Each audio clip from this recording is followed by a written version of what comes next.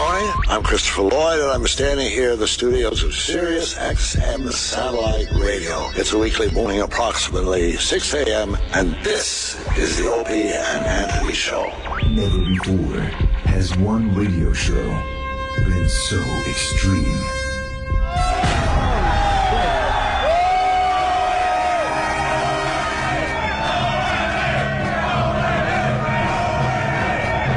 So vulgar. I'll fucking shove my face up a chick's ass in a second. Someone said we curse a lot, do we? I have no idea if we do. So flatulent.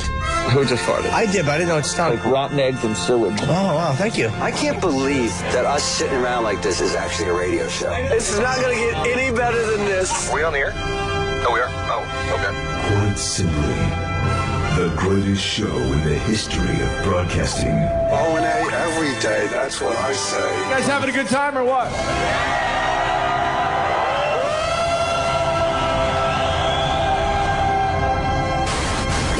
Rules are destroyed and conventions burn to the ground. Would you like to make the fucking circus? With Opie, the Destroyer. I would eat Betty White's ass. She's 90, right? It doesn't smell too bad. Anthony, the Rage. Holy fuck, how much more fair you want it? Tired of these people up my ass all the time trying to get me to help. Fuck you. And Jim Norton, lover of the transgender. Every time a transsexual walks in the room, party horn should go off. Like, surprise! It's the Opie and Anthony Show. Strap in, dicks. This one's gonna hurt. Double guns, bitch. But enough of this palaver. Let's get the show on the road. Yep. Oh, there it is. Good morning. Oh, hi, everyone. Hi. Oh. Don't you panic you're gonna forget something? What happened? But you don't pack early. Like, I would panic I was gonna forget. I was telling Anthony, it drives everyone around me nuts. I'm going to Boston because I'm supporting Jim Norton and his special that he's taping up there. I'm going on my own dime, just like I told everybody I would. I don't need to wait around for these people. Oh, please. We kind of wanted to bring the show up to Boston. We thought it was a no-brainer, but they said, well, if we're doing the bus trip, we can't do both, really. So let's put all our efforts toward the bus trip. And then the bus trip was canceled or postponed. They're saying a postponement until late September or something. But at this point, we don't believe it whatsoever, so don't get excited about that. But I can't pack the night before, ever. No? So I think the train leaves an hour after the show is over. I will leave. Yeah. Not early. Uh-huh. I will run home. I will run around my apartment like a complete lunatic. I will pack. And I will step on that train right around. What time's it leaving? Like 12 or something? Yeah. And I will be there. Doesn't that make you crazy? It would make me crazy. I can't do it the other way. I can't do it. I panic. Like, I have to be packed the night before, have all my computers in my bag laid out. Oh, wow. I got to make sure and then have 95% of it done because I always forget something. See, I'm a mixture between you two. See, I kind of pack some stuff, and then the last minute I'll throw in toiletries. As long as I got my phone, my charger, and maybe I don't even go with a laptop a lot of times. Okay. I've got a couple videos I want to edit on the train, so I might bring the laptop. Not that anyone cares. No, I'll run around like a lunatic. Wow, I can't do that, man. I can't sleep knowing, like, when I like to have everything folded and ready to go, and it's not like an OCD thing. Like, I just want to make sure I'm prepared to leave for the fucking plane or whatever. Nothing wrong with that, Jim. Nothing wrong with that. And I can't just pick a few pieces of clothing. What happens when you think like I have to. I look at every shirt, I pile them up on the bed, and then the OCD takes over because now I'm like, I like these 7 shirts, but you're only going for a day, 2 days.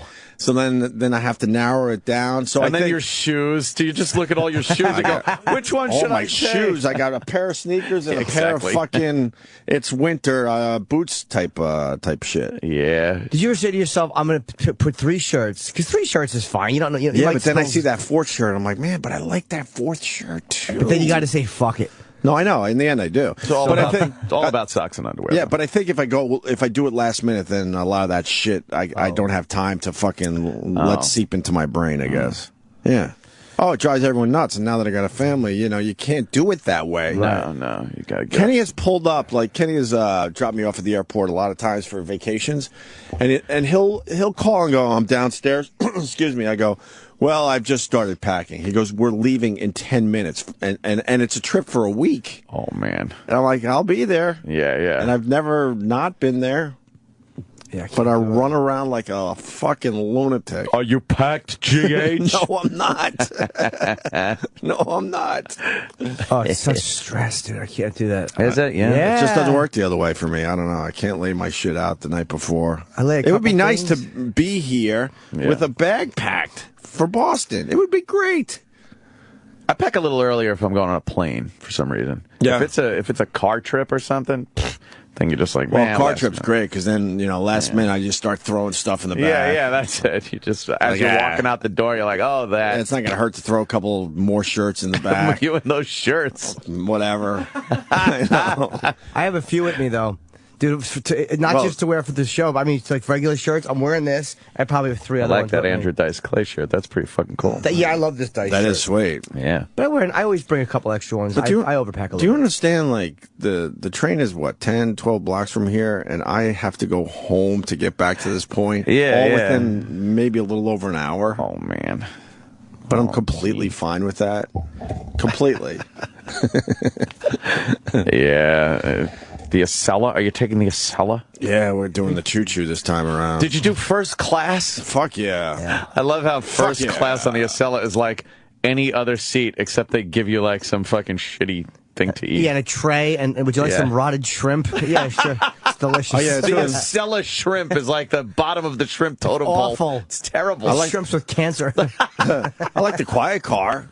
Do you like the quiet car? Yeah, because you're going to get a few Z's in. But the problem with the quiet car, they still have the announcements every fucking stop. It should be like this. Hi, everyone. We'll be stopping in... You can't have a quiet car if every 5 minutes, next stop, Trenton, next stop, Trenton, blah, blah, blah. Yeah. There's got to be a better way to do that. Because you're the problem in the quiet car. Mm-hmm. When someone looks at you and goes... Shh. Yeah. That's not as bad as the announcement that happens every stop and wakes you up anyway. How about an app where it just comes up on your phone? It goes like, bing. How about someone that just whispers? Yeah. You want them to come by? Excuse me. Not even just Trenton. Willoughby. This stop's Willoughby. Willoughby. Willoughby. I think I'll get off. So I'm excited. I haven't been to Boston in a while. It'll be good to see. It has been a while, huh? Jim Norton. And big news in Boston. But Mayor Menino's stepping down. Oh, yeah. It's a massive rumor that is completely out of control, so it's got to be true now. Well, in a few days, I'm sure he'll... I think he talks might today. Have perished in a car accident in a few days. Oops. Oh, no, he didn't. We started doing radio together in 94. He started as the mayor of Boston in 93. 93. He did 20 years up there. He was brandy new mayor when we got up there, huh? Well, yes. Wow. 20 fucking years. Holy shit. That is unbelievable. I think that's, 5 terms? Yeah, so he's going to announce, I think, today that he will not seek a 6th term. I will not seek, nor will I accept your nomination for mayor of a 6th term. Term of Boston. A Boston mayor.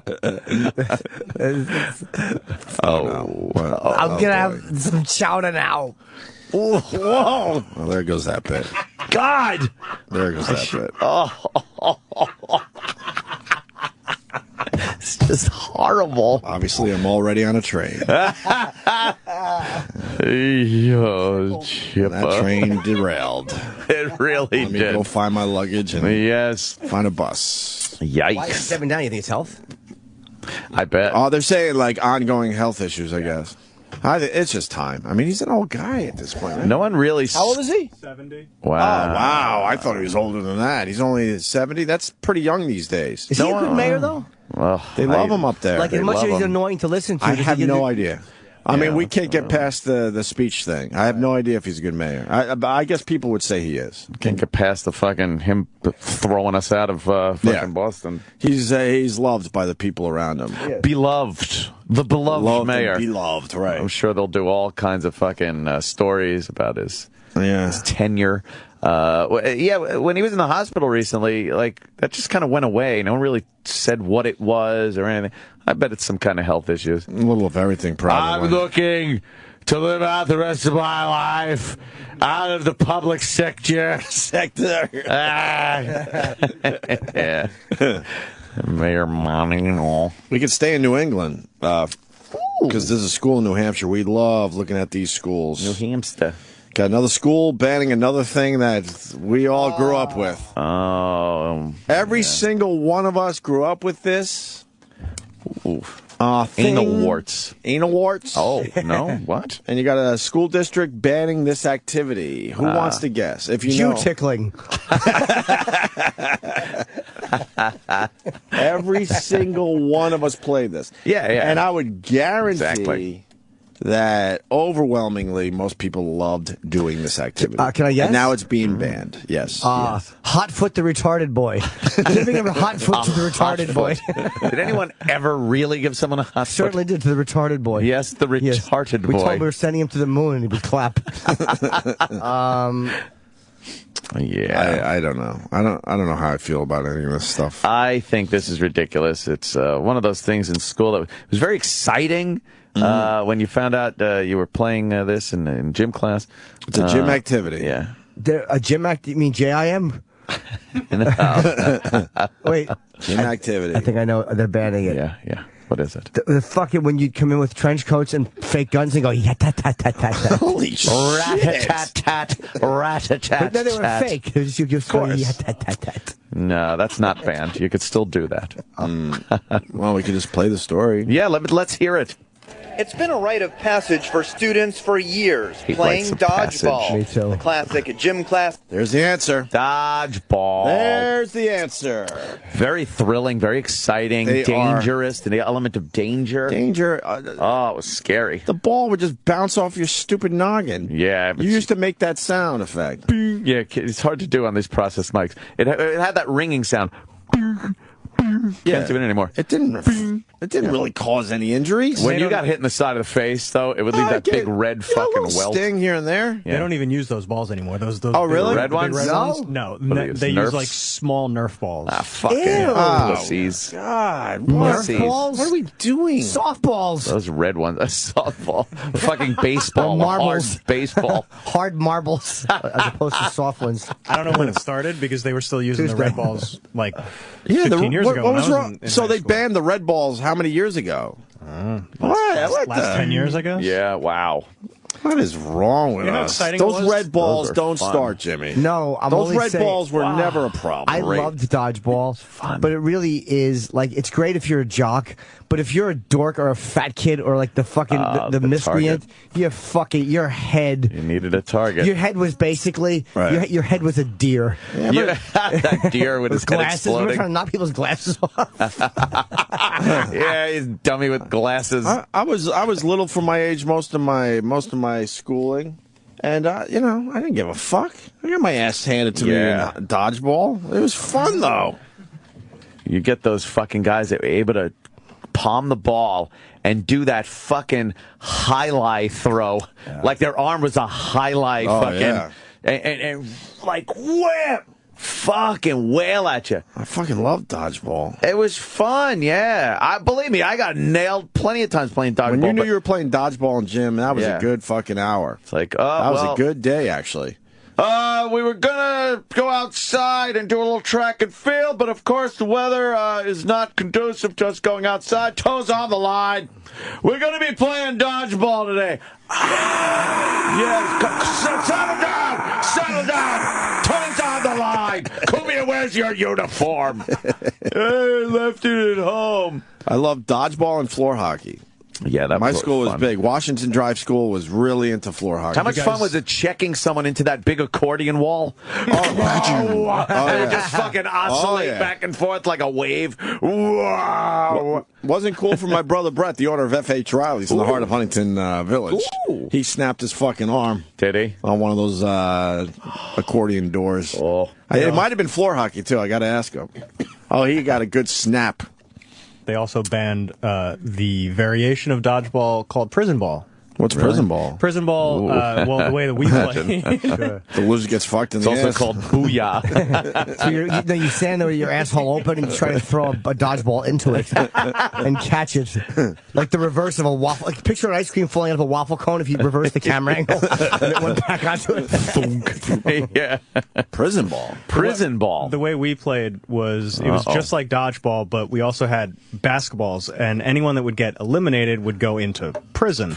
And you could shoot into the hoop, and if you got the ball in, all of your people got out of prison. Oh. You know what? And would your mommy come back? No, she would. Oh, damn it. No. Just thinking it might have been. You know what? I kind of shoot as many baskets as I want. She's never coming it's back. Not going to happen. Oh, we had a damn variation of that. I don't remember how you got the guys out of prison, though. I don't remember shooting a hoop or something. That's what we did. I forgot what it was, though. Damn. Did you kick any one of the balls? No, I would just throw the balls at them. Oh. This is before I learned I could just do that. Oh, see, I thought. Let's get the dodgeball story out of the way. This is another ridiculous thing schools are doing. Bullying, I think. Is that what they're going to say? Probably. It's been a rite of passage. But we're from the future. Wow. I love knowing we're from the future. Like, well, future boy.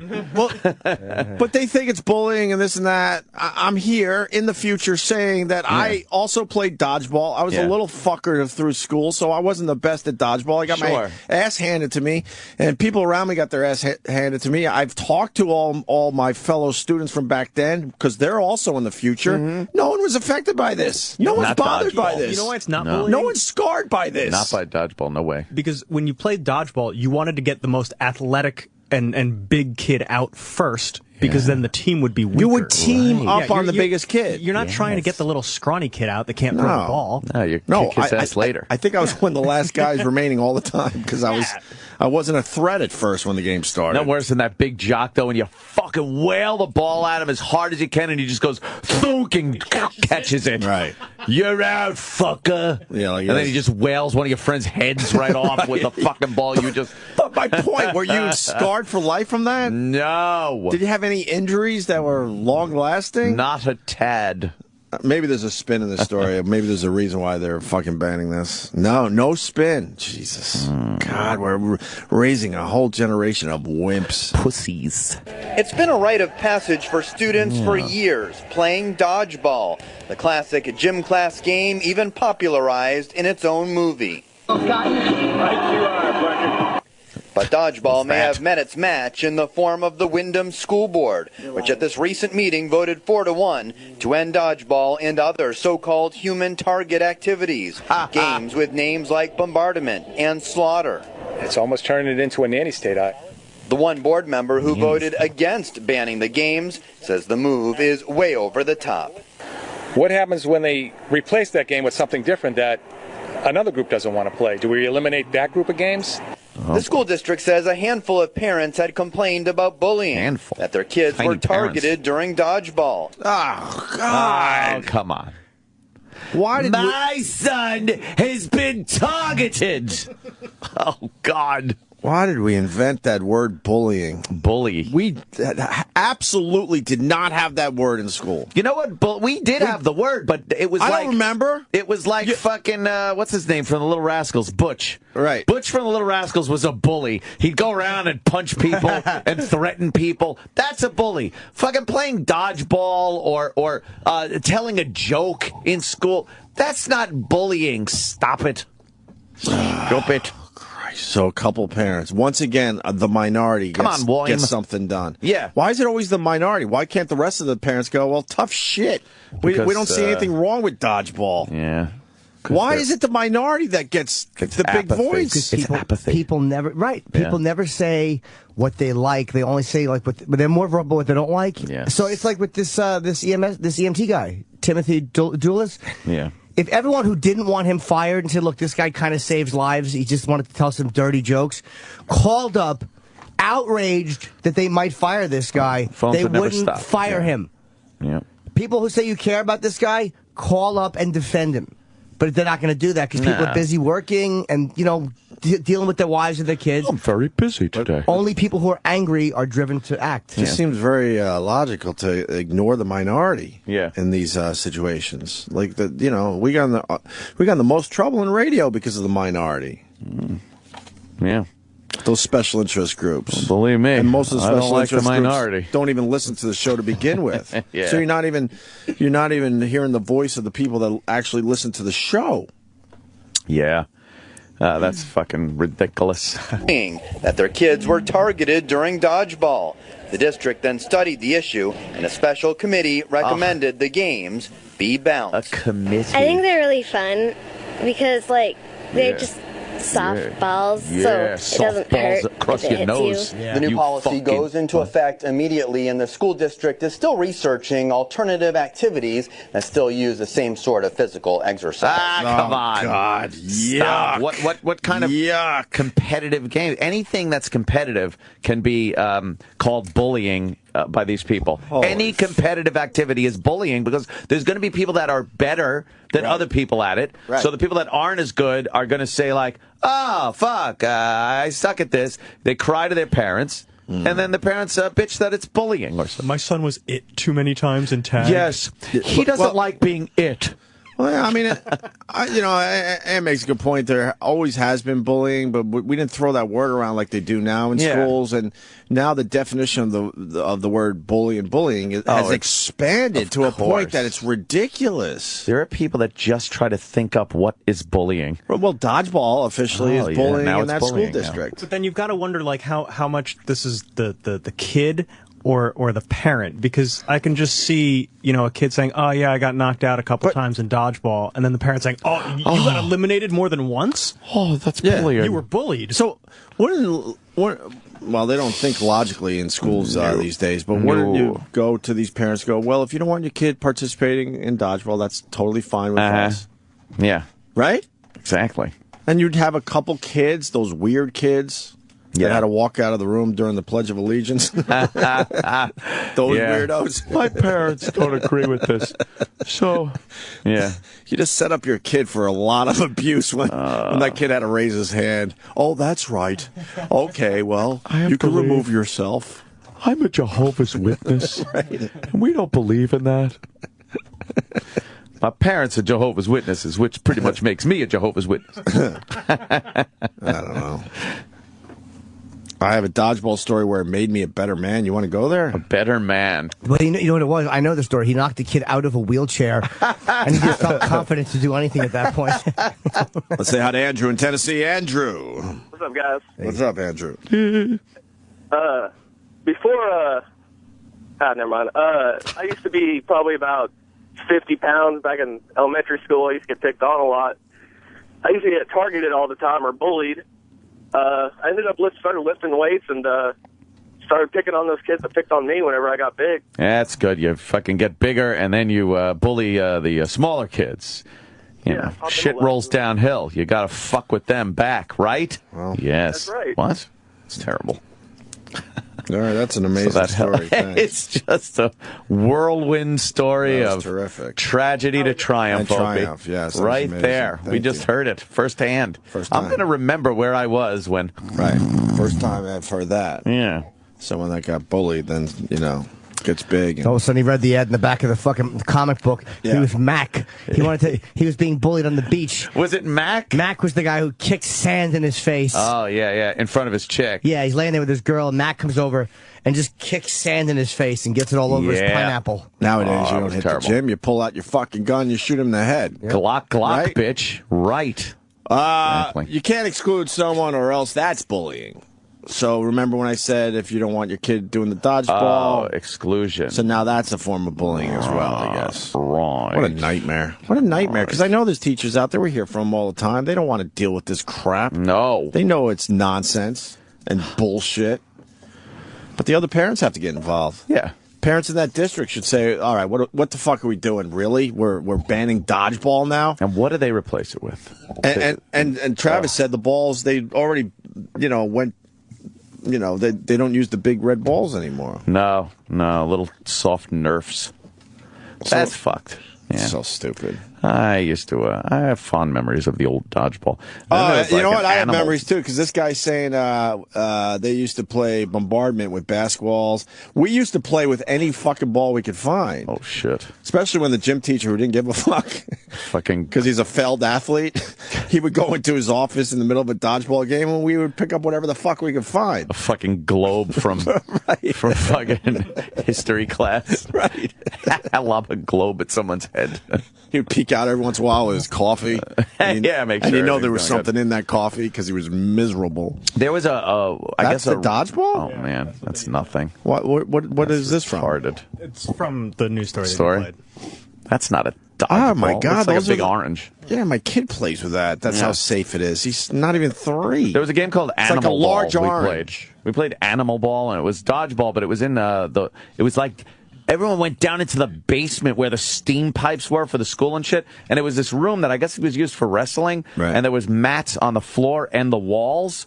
So it was like this weird version of dodgeball where, I don't know, you had like a corner. It was like catty corner fucking, so someone could be next to you and hit you in the side of the head. Sounds like a teacher was covering up something. Yeah, something. That room used to be used for something else. Yeah. Someone found out, and he goes, no, actually, we come down here and play dodgeball. When you had a run, like they'd put the dodgeball in the middle, and blow the whistle, and you'd have to run to get it. Right. And if you were the guy that got close but didn't get the ball, you got fucked. Because that means you're right there for the guy that got the ball to just fucking nail you at point blank. Yeah. Dodgeball was fun. Come on. Fucking pussies. Yeah, but the kids that might not be good at dodgeball, maybe they're the math. Maybe they're kids. Maybe you could be a mathlete. But then is that bad? Mathlete. But if you're a mathlete, yeah. But that means other kids aren't good at math. Is that going to be a problem next? I'm in the science club. Is that bullying because you're better at math than someone else? You might say, you might say that's outrageous, is it? My son is horrible at the long division. So we don't want long division in the school anymore. The long division. Long division.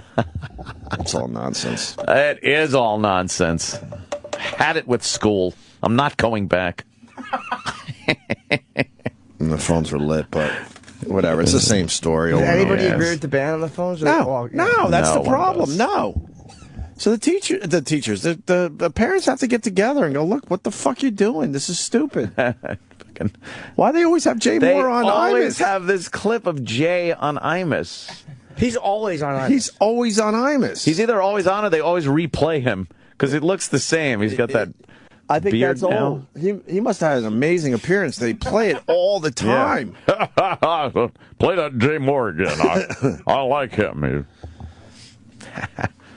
We used to play a game called Smear the Queer. Well, yeah, but Smear the Queer, right? But kill the guy with the ball. Yeah, but it wasn't. That game wasn't sanctioned by the school. No, that was as you were waiting for the buses. Yeah. See, in the old days, when you were waiting for the buses, you could run willy-nilly wherever the fuck you wanted. Yeah. And we would get a quick game of Smear the Queer in. And we called it Smear the Queer at Washington Drive School. Yeah. Remember that game? Kiss where the pee comes out.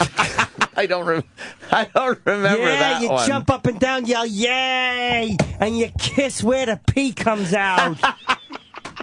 The boys and girls, it's in the same area. What do we do, Uncle Paul? We have time, it's rainy. Jump up and down, I'll show you, yay! Fuck.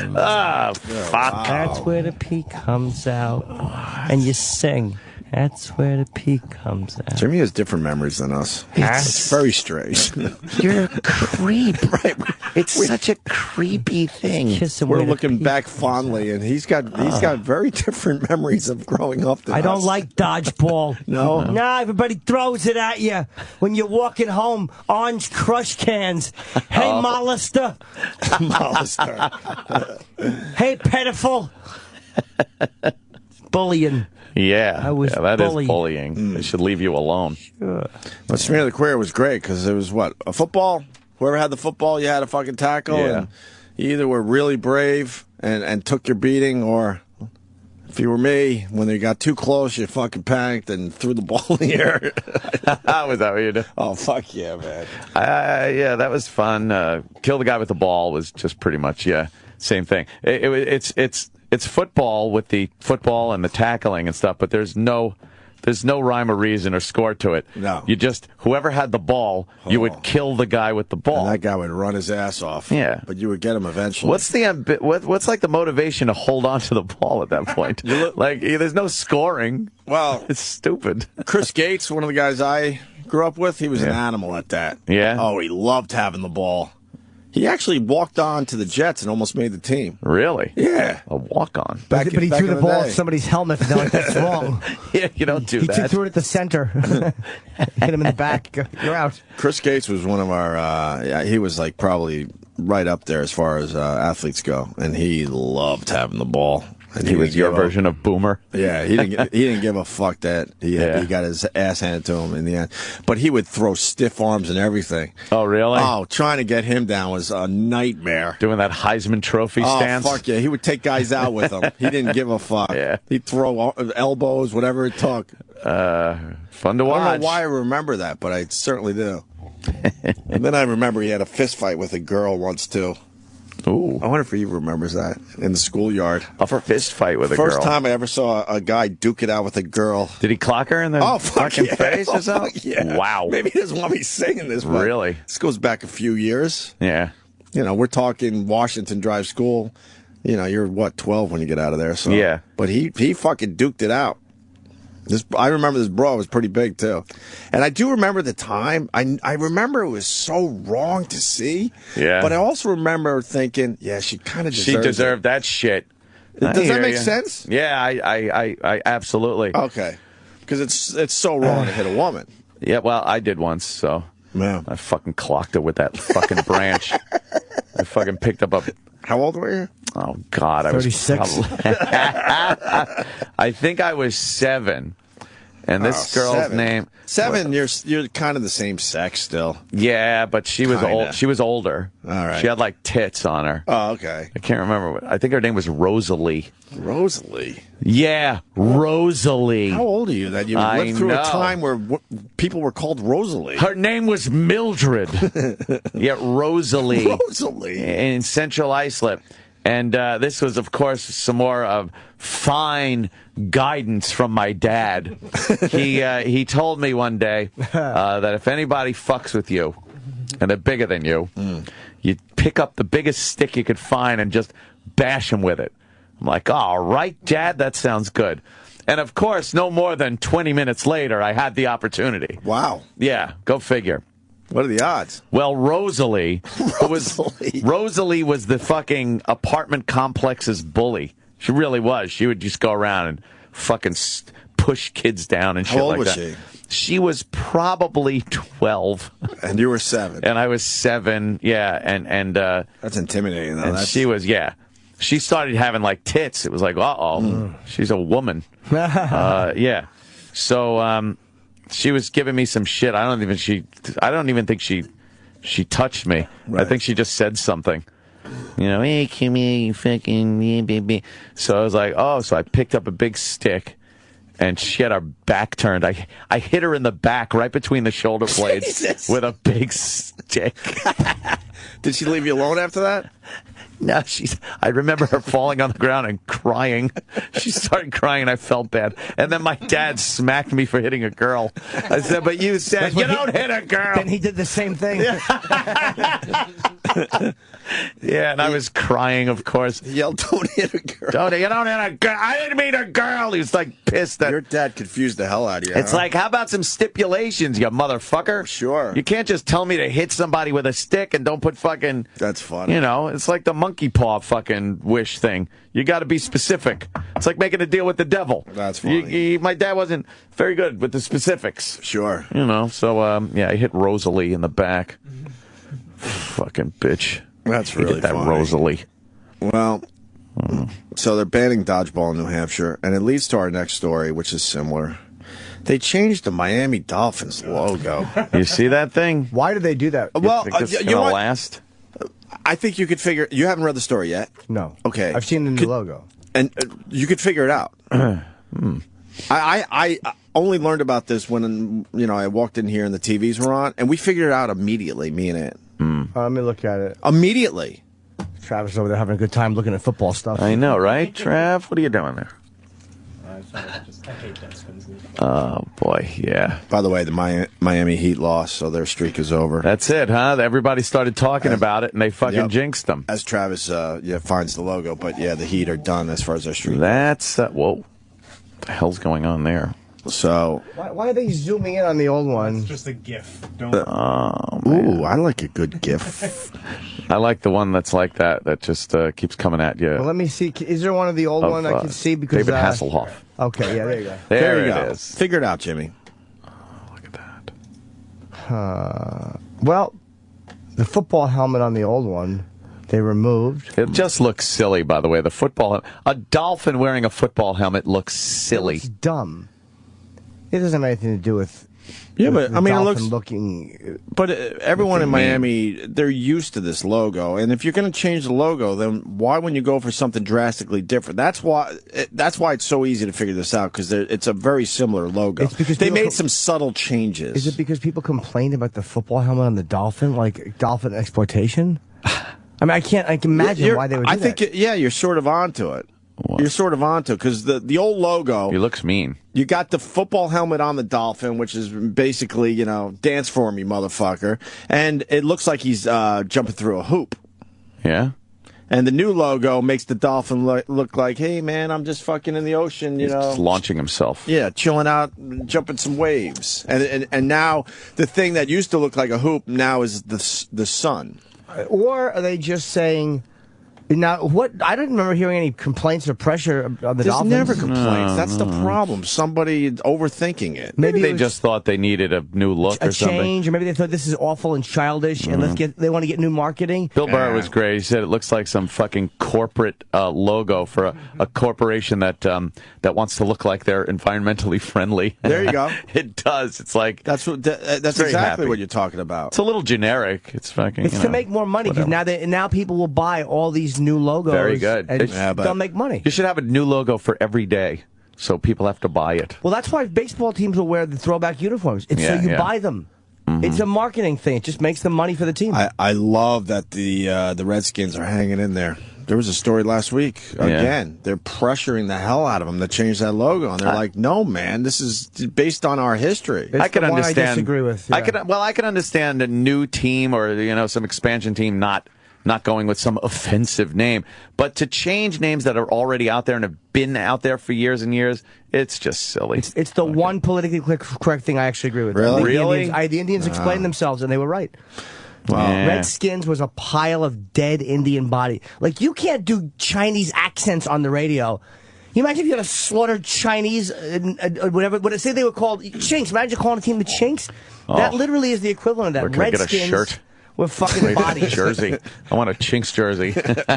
Even though I agree with, like, hey, look, the name has been there for a long time. But then the other answer is, sometimes... But this political correctness is getting so out of control that I think you got to fight at every turn, because they're just continuing to push forward. Yeah.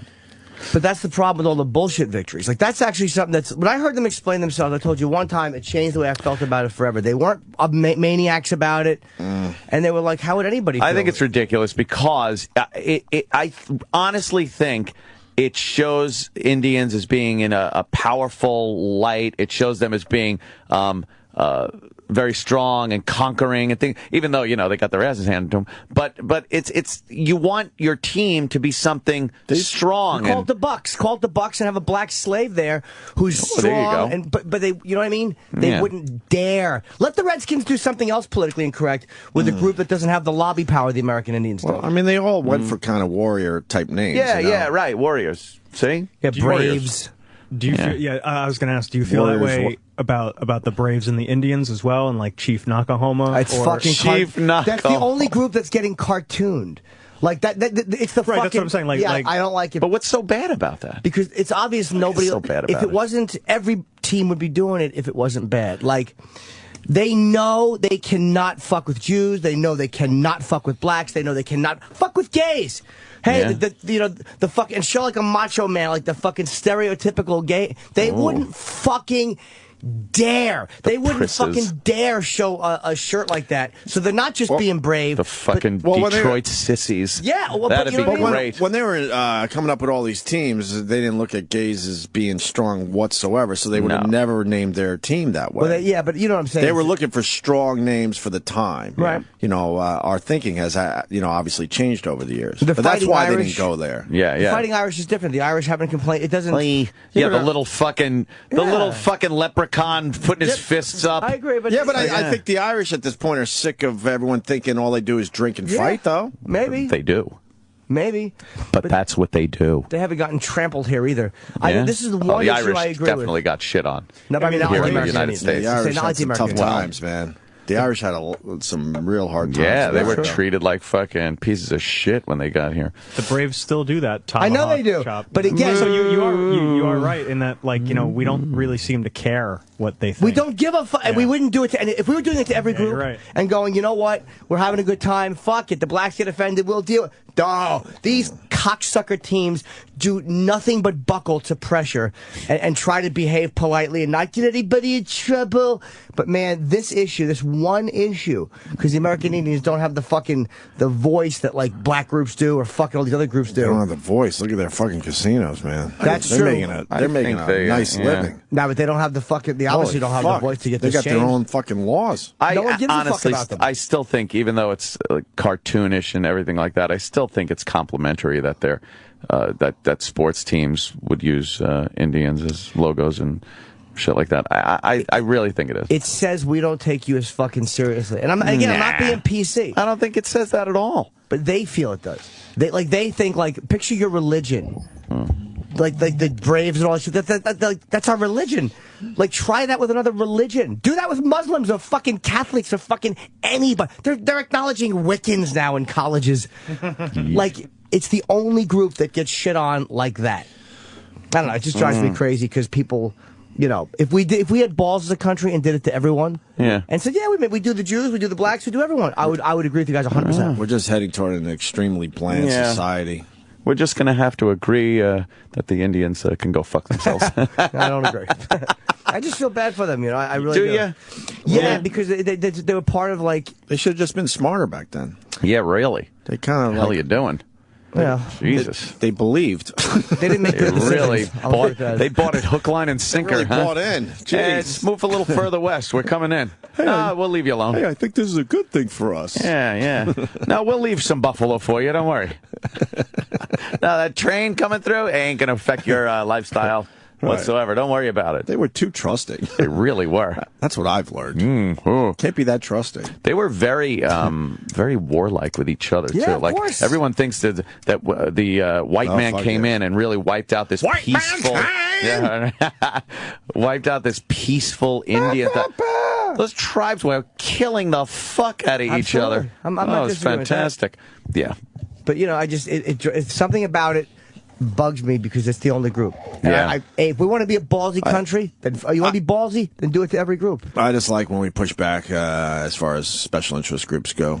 Yeah. I love it. Did you like F-Troop? Because it's extremely rare that someone actually stands their ground. Yeah. The Hokawi Indians? Their history is the Redskins. I mean, they didn't name their team after blacks or a religious group or something like that. The story you're talking about from last week, there's a bill in the House that would ban... Hello, Bill! It would ban trademarking the term Redskins. Yeah. So the Redskins could still use that name, but they wouldn't have, the market... So anyone could start making Redskins? Anyone can start making that's Redskins. bullshit. I see that. I don't agree with. You can't bully that. You can't make them change. But they changed the name Washington Bullets because so many fucking people getting shot in D.C. Right. They shouldn't have. But I mean, they shouldn't have changed that either. Where's all this bravery from other teams? Where's all the fucking bravery? They shouldn't have changed that either. They were the Baltimore Bullets way back in the day, right? Then the Washington Bullets. What are they now? I forget. Washington Wizards. And then because then they turn around and come up with a dumb name. That's a grand name. Oh, it's horrible. See what I did. And then they turn around and they make a fortune off of retro and vintage Washington Bullet shirts. Right. Yeah. By the way, I've said it a few times over the last few years. My father-in-law is a huge Dolphins fan. He hates the new logo. He's like, "What the fuck? Why would you change it after 45 years?" Did they say why they did it?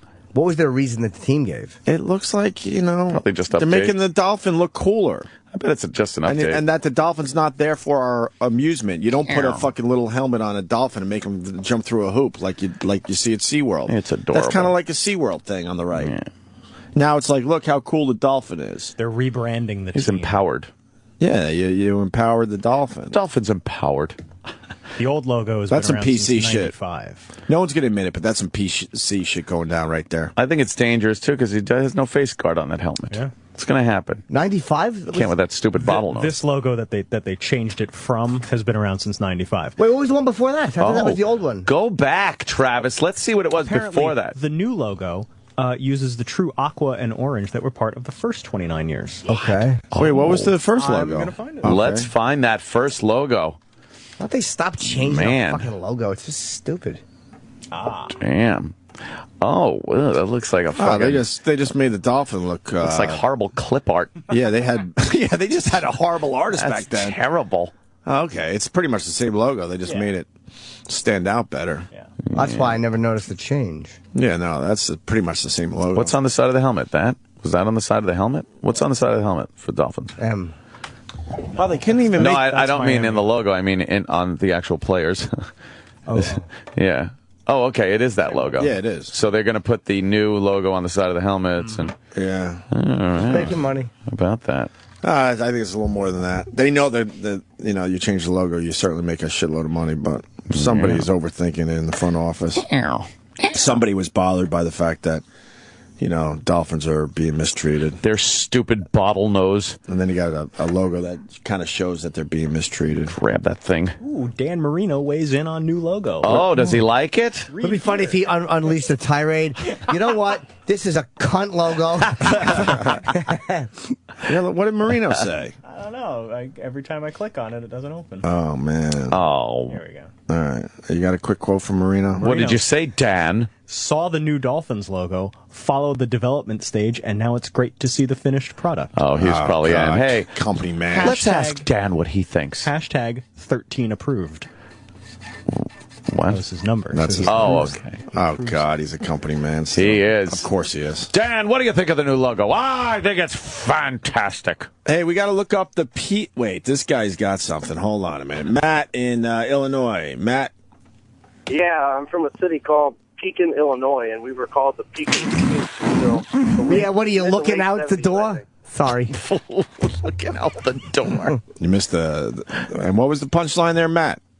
We were called the Pekin Chinks until the mid or late 70s, and they changed to the Dragon. Come on, really? Yeah. So, Jimmy, there were teams named after some other shit. Yeah, then they changed Wait, it. Sure. is this true? Yes, it is. I believe Matt, but I just want to back it up here. I want to see the actual logo. Back that shit up. That's a liar. Fighting whites. Boost the Chinks. Wow, that's what sport was this in? What sport? What sport did the Chinks play? It was just a high school team, so everyone... High school team were named the Chinks. Football. Holy fuck. There you go, Jimmy. Yeah, well, but they changed it. That's great to know. But then it's the Dragons. Ugh. But we look at Chinks, right? We hear that, we go, how the fuck? Listen to the disbelief on everybody's, what? The Chinks? Like, people can't believe they would have called a team that. Yeah. And the fact that the Asians get that respect. I guess we're just used to the Indian Do you know what their names. roller skating arena was called? What? No. The Chink Rink. The Chink Rink? Yep. What the fuck? Was that from Chinese people, or was that based on something else? Like a nickname for something else? Was it did you have Asians in your school there, Matt? No, it's a pretty white town. Yeah. It's changed over the years, but back then, I think there was kind of... people didn't want to change the name when they were trying to change it, but they eventually did. Yeah, because it's, tradition and stuff. My grandfather used to call Chinese food Chinks all the time. And it wasn't being ironic or funny or anything. He's like, yeah, let's get us some Chinks tonight. Francis, get us some Chinks. Really? Yeah, and then we'd eat Chinks. And as a kid, I remember saying that, too. Like, oh, cool, we're getting Chinks. And, you get your chicken chow mein and stuff. Grandpa used to love saying Chinks. Wow. You say a lot of other things, too, let me tell you. When we went to the track, oh, boy, did he not like some of them jockeys. Yeah, I mean... He called them little monkey all the time. Really? Yeah, the jockeys. It's like, that little fucking monkey. Wow. I go, oh, man, Grandpa. And then we'd yell at me for putting my feet up on the seat. He would yell at you, too? I was constantly being yelled at as a child. Fuck. Holy shit. White man come. White man come. Can we play it into break? E-Rock. Run to the What? I don't know that song. What? You don't know Run to the Hills? Oh, my God.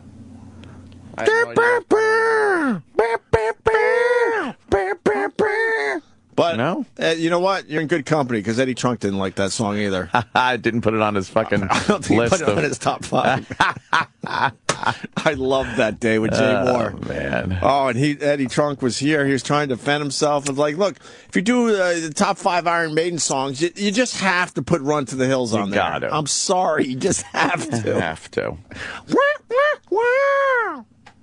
You got it now? All right, we're going to break with this. Fuck it. And we're playing this out today. Fuck it. Yeah. Who's got the ramp for this? You got it, Ed? You got it? Try it. No, Try I it. don't. No, Jimmy, you got it? I do. You know, this was a great song. Why is he fading it down? What are you doing? God! Oh, so we could hear my God. So we could hear you. We heard him fine. So we could hear him. Is that what they do when they fucking talk up a song, E-Rock? You've been in radio forever. That drops the song while the doc talks. Whoa! You're compression. You're going to lose Stop. this one. It was so low. Yeah. Do it again. Put it louder. Yeah, perfect. All right. Here comes the song. You know, this was written by Bruce Dickinson. Oh. This was after Paul Di'Anno left. He went to do something else. If you remember, Murders on the Rue Morgue was his. This is one about the American Indians that they sing. Then he's very angry. He killed our tribes. He killed our creed. He took our game for his own need. We fought him hard. We fought him well. Out on the plains, we gave him hell. But when it came to much decree, oh, will we ever be set free? Riding through the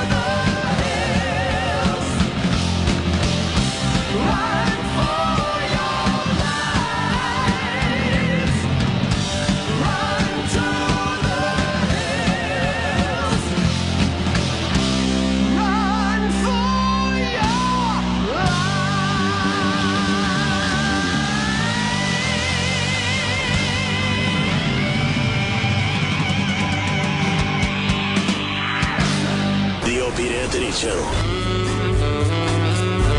on Sirius XM. Are you a woman and looking to get off? Then call the Jim Norton phone sex hotline. I'll talk dirty to you. I don't think you could either. No, you're wrong, sweetie. I'll talk dirty to you well. Jim will personally guide you through your wildest fantasies. Just take a listen. All right, I want you to picture yourself, you're lying back, and I'm there with you. And then I take my underpants off. I want to hold your legs open and tease your thighs. Getting wet? And I start to lick all the way away from your crotch to tease you. And I start licking down towards your knee. Prepare to be ravaged. I'm going to rub my butt right in your vagina. And I'm going to start to turtle into it. I'm going to hang half a log out. And I'm going to, like, hold it with my butt cheeks. And then I'm going to fuck you with my poop for a few seconds. And I'm going to grunt as I put it in like this. Want more? Call 1-800-VAG-POOP. The Opie and Anthony Network brings you the hottest new primetime dating game show. Presenting Unmatchables, where two completely incompatible people are locked in a room and forced to make awkward conversation. How old are you? Did you say that?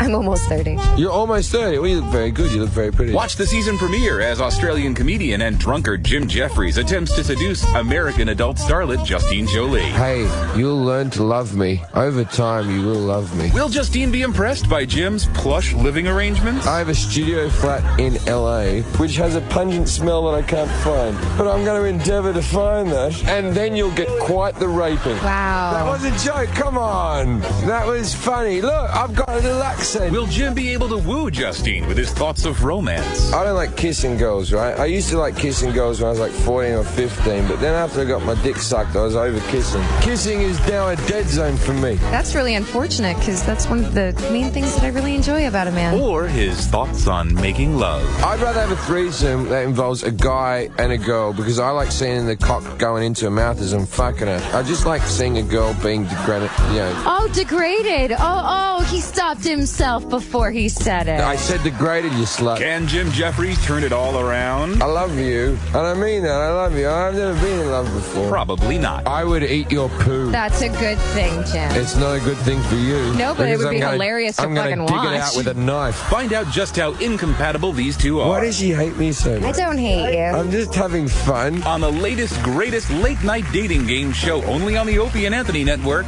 Unmatchables. Yeah, always sexual tension with me and the guests, man. Sirius XM. The Opie and Anthony Show.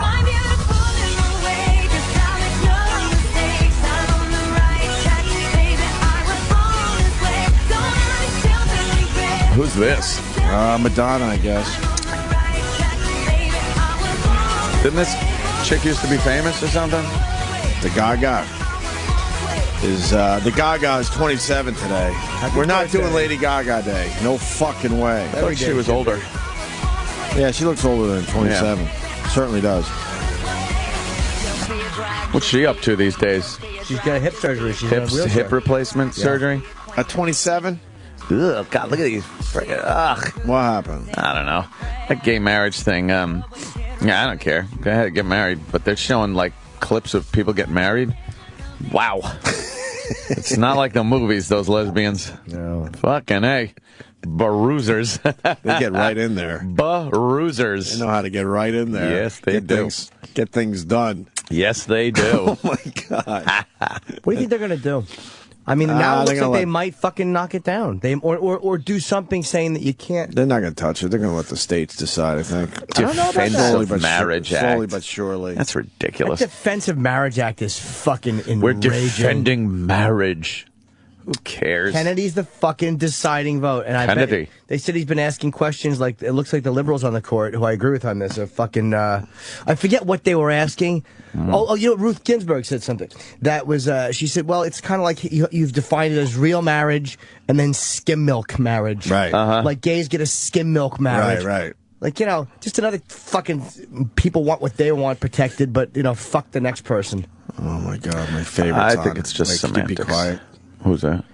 That's Brianna Keeler on CNN. She's wearing a nice Burberry jacket, it looks like. She's all right, man. Well, she's class. all right. It's all class. Masked Sexual Flavors is the new way to foreplay, available in 4 tantalizing flavors. These oral gel strips will be the spark to light your bedroom flame. Wow. Visit sexualflavors.com to purchase or find a retailer near you. I know we're moving on, but I'm hearing from all my old pals today, and Buzzy just checked in.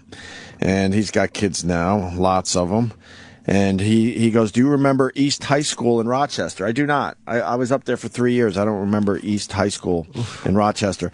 They were called the Orientals. Well, the Orientals. Can you look that up?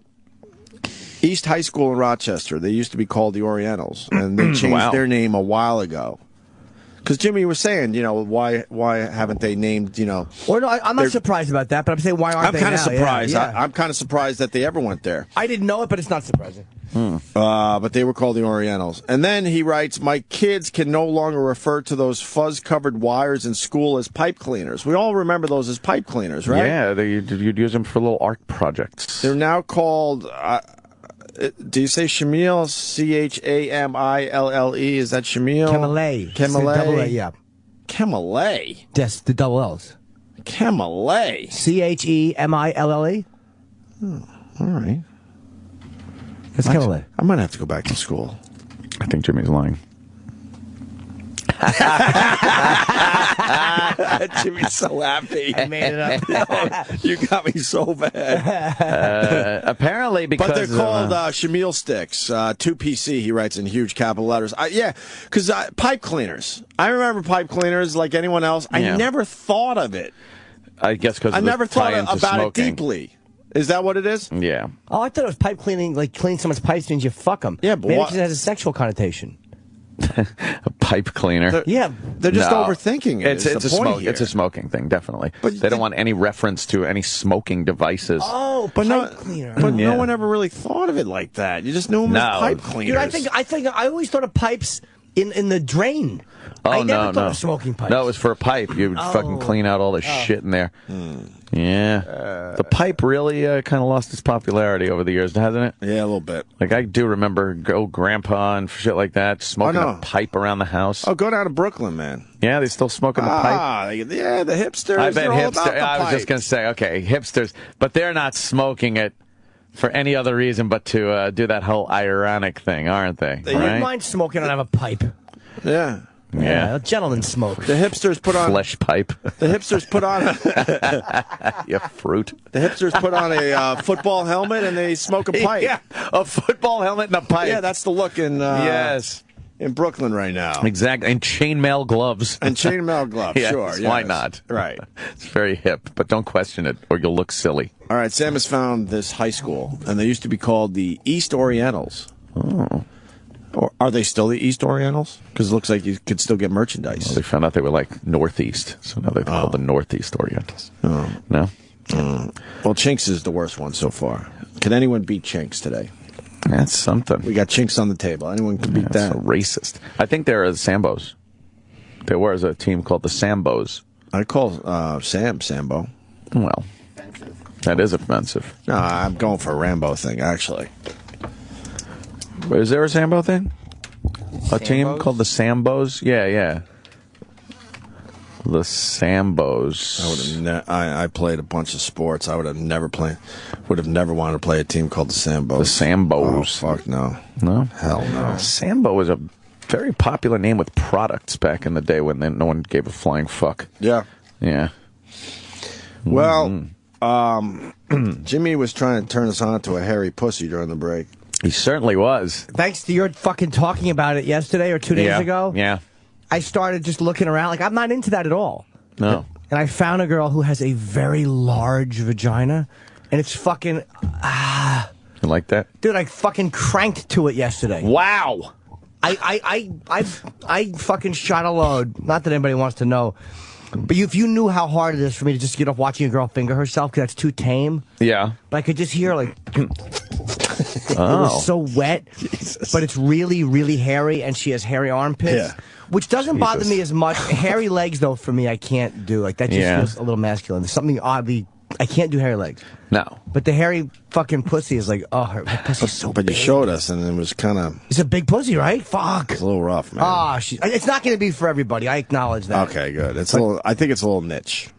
But god damn, I fucking... Ooh, she's sexy. Wow. Porn star. Yeah? Yeah, they do that alt porn and shit. I don't know where they fucking shoot in L.A., I guess. Did you join a hair site or something? You were telling me? Yes, I did. I joined I couldn't find a lot of video on her. Right. So there was this hairy website, like where her pictures were. And I just joined it to look at her. I don't care about the other girls. Right. But she was fingering herself in one of the videos. I was out of my fucking mind. Well, everybody wants to know her name, so... Bianca Stone. That's rough, bro. It's a little rough. Yeah, it's not for everybody. Could you zoom in on that whole thing? It's a very... That's a lot of hair right there. That's very intimidating. Let's see. Her pussy's so big, I'm out of my mind for it. It's very meaty. Oh, I know. I'm out of my mind for it. But there's hair pushing down her legs. Yeah, see, that's her thing. She's a fucking... She's one of those... That's a fetish for guys. It's certainly not a fetish for me. So that's what it would look like if girls just stopped shaving immediately, huh? Yeah. Wow. There's like the big thatch patch, and then there's the outskirts. The hair around the cesspool. The suburbs of hair around the thigh area. And then you lose a little over there on the crease of the leg. Yes. But then it starts up again. Yeah. Past the crease. I would down the thigh. But just something about her. And again, I wish... I would if she was my wife, I would say, like, could you shave the legs, please? It just feels weird in bed. Yeah. I don't know. But all that hair holds that musky smell. Exactly. You know, I'm surprised and I'm not going to get a hair fetish now, but... should like that, right? Just because of the hairy, like, big pussy drives me berserk. I was bonkers looking at her yesterday. Yeah. Out of my fucking mind. That? Bonkers over that? Yeah. Well, you look at a picture of her on her fucking hands and knees. Because the hair in the asshole is, like, a little weird, but just the fact that the pussy is so big, really... There's not much that doesn't make up for. Is there any other pictures of her? Oh, yeah, I guess so. But you have to put, like... There's a poet named Bianca Stone who I'm not looking at. Yeah, that's her. Is that her, too? Yeah. Hairy arms. Yeah. I don't know. Fuck. Yeah. Yeah, the hairy armpits do nothing for me. Yeah, it's something I can take or leave. Like, if like, I wouldn't want her to use deodorant. I wouldn't mind it stinking a little while we have sex. She makes me feel very earthy. Yeah, very earthy. Yeah. She's sexy, man. That fucking... Look, that's your thing again. That's rough, Jimmy. Where? What's going on there? Is that her?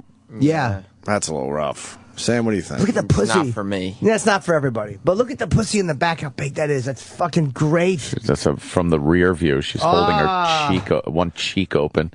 And that just looks like it's dirty. Yeah, there's guys that have... Looks like she has a little dirt back there. A little dirt. There's guys that have a fetish for hair. I certainly don't. Not mocking it. I'm just saying it's a little rough. I mean, I don't quite understand it either, to be honest. The hair fetish. On her, it's like I think it's sexy just because her pussy is so great. All right.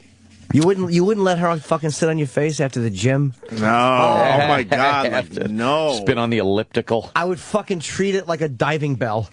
I would just breathe. Yeah. Oh. Nice. Big pussy, man. Fuck. We went through that shit growing up. That was all we had. That's all we had. That's all we know. That's all we know. That's all we knew.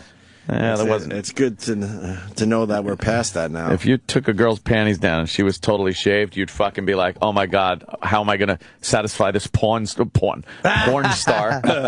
Yeah, she'd be fucking a pro. You knew you were in trouble. Oh, come on! You knew you were in trouble. You just didn't see that. No fucking high school girl was shaving. Not even close. That's for sure.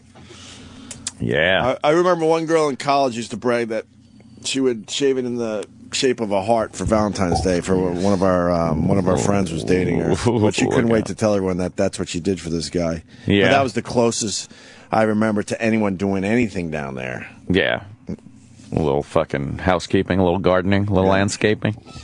But man, she loved just telling everyone. Fuck, she loved telling everybody that she shaved it like that for our friend. How about that? How about that is right. We got a story out of Disneyland. Oh, you hear about this one? This is kind of it's a story based on your favorite ride down there. Oh, right.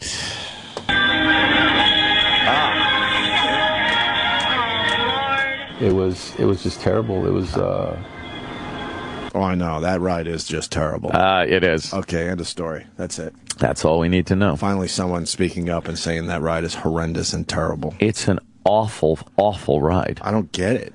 It's a world of laughter, a world of tears. It's a world of hope and a world of fears. There's so much that we shared that it's time we're aware. It's a small world after all. Everybody! There it is. Little fuckers. Gary Shanley had a funny bit on this. Yeah? Years ago, yeah. What was the bit? It was his first Carson. Or the first time I saw him on Carson, I was like, I don't remember. But he was just talking about being on the ride and hearing this song over and over again. Oh, let's play it. I think Joan Rivers guest hosted. He just read it. It was a nightmare. Stranded and stuck, Jose Martinez says his health was stressed at that. Oh, by the way, if you thought I was lying, sorry, I have to show this to you. Buzzy just wrote me. Don't read the name. Where am I looking? The last one. Oh, okay. He just writes great, and then the girl's name reference. Ooh. See, he remembers. She would walk around bragging that she was shaving her pussy hair into a heart for a friend of ours. And did the friend confirm this? But I mean, you know, she could just say it. I don't remember anymore. But she could have just been bullshitting. Yeah, no, but she was obsessed with telling everybody. Plus, he remembers too. That's awesome. I love coming in here and all of a sudden something pops up from the old days that I'm like, oh my God, that's right, that happened. You know? Yeah. I haven't thought of that girl in I don't know, how long have I been out of college? 12 years? Oh, so about 12 years now. 12 years. Yeah. Doing radio and then. Says his health was stressed at the happiest place on earth. How you doing? Martinez and his wife were on the It's a Small World ride when it malfunctioned due to a computer glitch. They were filming their trip and rolled on the emergency. They would turn off his music. Martinez is a quadriplegic and says he watched as dozens of other guests were evacuated off the ride. Everybody was able to evacuate in the front and in the back, but we got stuck and we were left there while I was going through a traumatic experience. Disney employees helped him onto the ride, but Martinez says he was told they couldn't help him where they stopped. No one came to us, which I felt was another, potential deadly situation. Deadly? I told my wife, I said, this guy's a drama queen. Oh, okay. This guy's a drama queen. Nice legs. What was deadly about it? Yeah. I mean, annoying, yes. Annoying, it's an inconvenience, but where's the deadly part? He's setting up for a lawsuit. Yes, of course. Because the water, I remember, you could see the bottom. It was maybe 6 inches. He's in a boat. You're in a dumb little boat, and those little fucking things are all over singing the songs. Right. They all look the same, except they're dressed, one's in lederhosen, one's in a fucking kimono, and the other one's in a cowboy hat. Right. Depending on which curve you go around. Right. But deadly, how is it? It's annoying, not deadly. My wife, I said, they want us to roll to the first aid. I don't think I'm going to make it. Roll them. Well, they were going to get to him eventually. They had a situation on their hands. They didn't know how to get him off the boat. Because where those things stopped. Yeah. Martinez said for 40 minutes he suffered from dysreflexia, a condition experienced by those with spinal cord injuries caused by stress and overstimulation. It can lead to a stroke or death. There are procedures in place for evacuating people. There are not procedures in place for evacuating people with disabilities. That's Wait, what?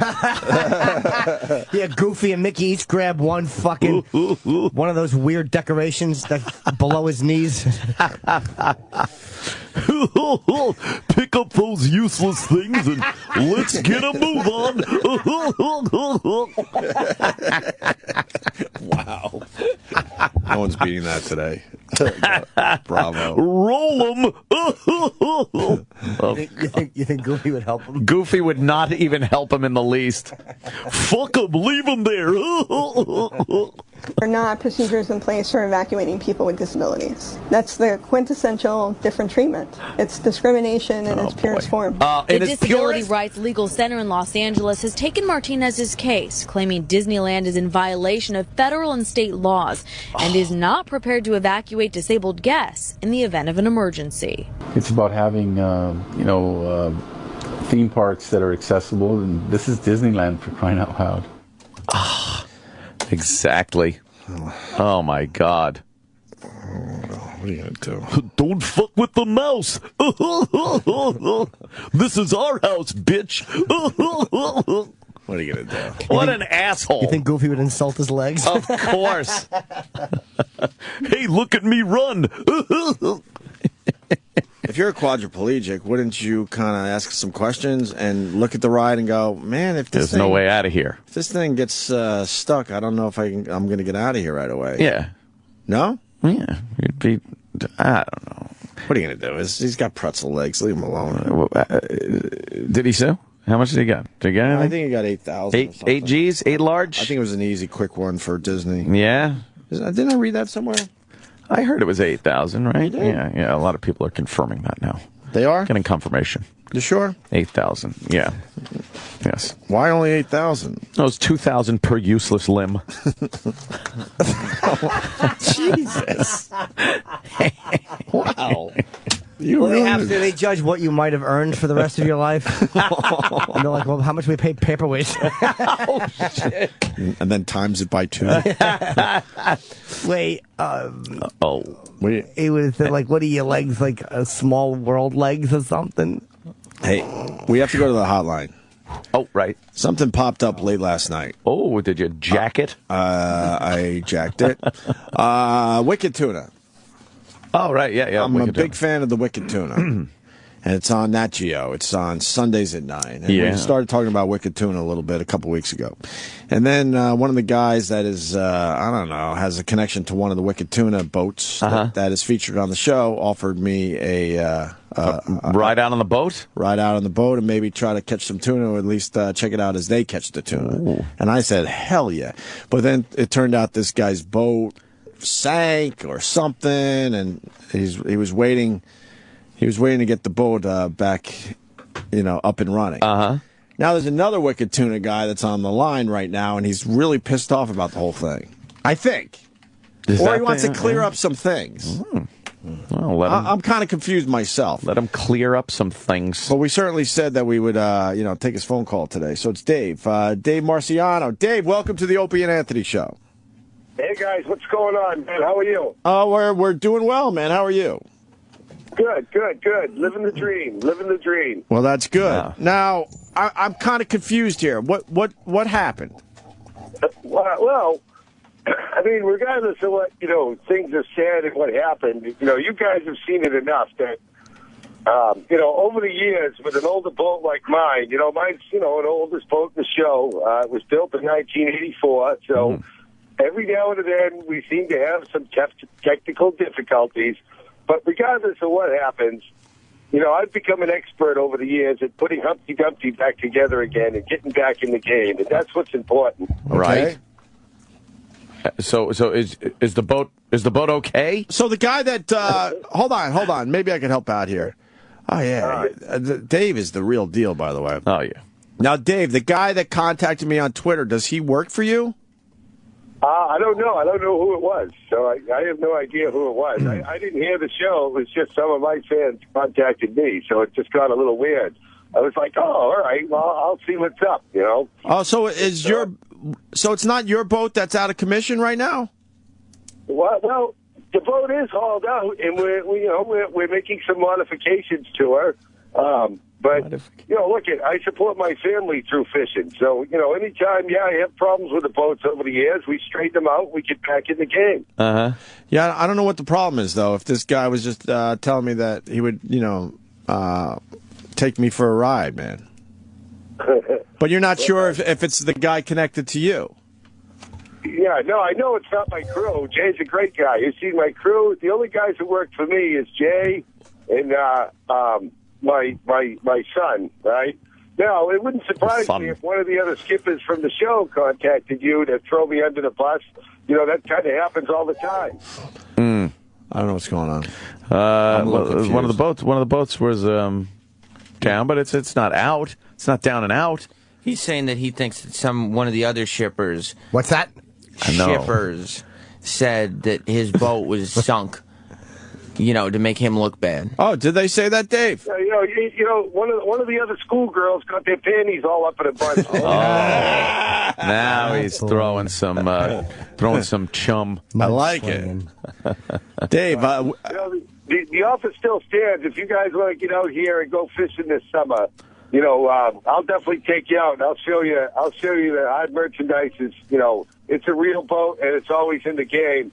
And, you've seen it before. I might get knocked down, if you watch the last episode. I get knocked down, but I always get back up. You sure do. I'm trying to... Unfortunately, I can't find the tweet so I could, figure out what the hell's going on. So you're saying one of the other boat guys is kind of taking shots at you? Possibly. I don't know. I don't know who the tweet was. I didn't see it myself and everything. Somebody help me out on Twitter right now. Just send me the guy's tweet or the guy's Twitter account so I could figure this out with Dave. Dave, when does tuna season start? For us, generally around June 1st is when it opens by law, and we're allowed to begin harvesting. Now, that being said, we're dealing with fish, and the fish deal with conditions, water temperature, amounts of bait, but so they show up when the conditions are right for them. But it opens by law June 1st, and usually sometimes it's right on June 1st. They're out there waiting for us. But I suspect this year, we're going to have to wait for that water temperature to heat up a little bit before they get here and, get thick enough to target. Right. Now, what's the biggest tuna you've caught? 1,200 pounds is my personal best. E-Rock. 1,200 pounds. Wait, what's the biggest on Wicked Tuna so far? I think one of the other boats, Kevin, in season 1 on the Christina, he had one that was like 1,100 and something. So that was a really sweet fish he had. And now that I'm a fan of Wicked Tuna, you guys fish for other stuff as well, right? Compliments. Yeah, generally, I fish year-round, or at least I used to. Now, the ground fish industry in New England has gone through some major changes in the past, 10 years or so, as we try to rebuild other stocks of fish, like cod, haddock, and Pollak, fish that everybody likes to eat. Right. Kevin Pollak. So, we've had some difficulty in trying to stay employed year-round. In the past, say 10 years ago, I used to make a paycheck just running my boat alone, right? But nowadays, because of the regulations and the cutbacks in order to rebuild some of the other stocks of fish, I run my boat. I'll go as skipper on another boat. I run a boat out of New Bedford and target monkfish for a few months. Like a mercenary. Look at you. Yeah, basically a mercenary. I guess that's the way you could say it. But, for me, the bottom line is that's my job is fishing. So, I'm not too proud. If I got to go on deck for a trip and be a mate for a trip, I can do that too. Whatever it takes. And how long? Because it's a half-hour TV show or an hour. I forget hour TV show. Yeah, it's an hour show. I guess it's 42 minutes after they add in the commercials. Yeah, but how many hours are you out there before you get something? Oh, well, yeah, I mean, and that's definitely the part that, you guys don't see, probably. If you saw tuna fishing, how it really was, it'd be about as exciting as watching grass grow. Really? We invest I love that show. A lot of time in waiting, because that's what you guys see is just the highlights, of course, right? Because it's TV. And you pretty much only catch one a day if you're lucky, right? Because then you got to get it back in quickly. Yeah, we're allowed up to 3 a day by law of the Giants. And what they do is they change that number. Like if we're catching the quota early in the season, if we're catching the quota fast, they'll drop it to 2 fish a day or even 1 fish a day. But the point is that you're lucky to get 1 a day. Yeah. Oh, yeah. No. If we get a fish, if we get 1 fish, we can make a paycheck out of that. And then it's bonus time. You go back out there hoping you could get 1 more, but the odds are against you getting 2 in a day, right? Sure. And we have times when the fishing's good, where we might, get 2 or even 3 a day, but that's certainly not the norm, without a doubt. I just don't understand it, because these guys are going for tuna, and they got to just figure it out, and they have to fucking have a tuna come around and fucking take a bite off their shit. Bite that hook. Unbelievable. Right. Crazy. Right. No, and a lot of it, again, like we might fish, for 4 days to get that 1 fish for the week. Yeah. And that's when we get paid for the 4 days we were out there waiting, with our putt in our hand. Right, yeah. It's not in the end, it's not a lot of money to go around if you're waiting 4 days. You got a crew, you got maintenance on your boat and and your shit. Yeah. Right. No, look, that's the story of commercial fishing in New England.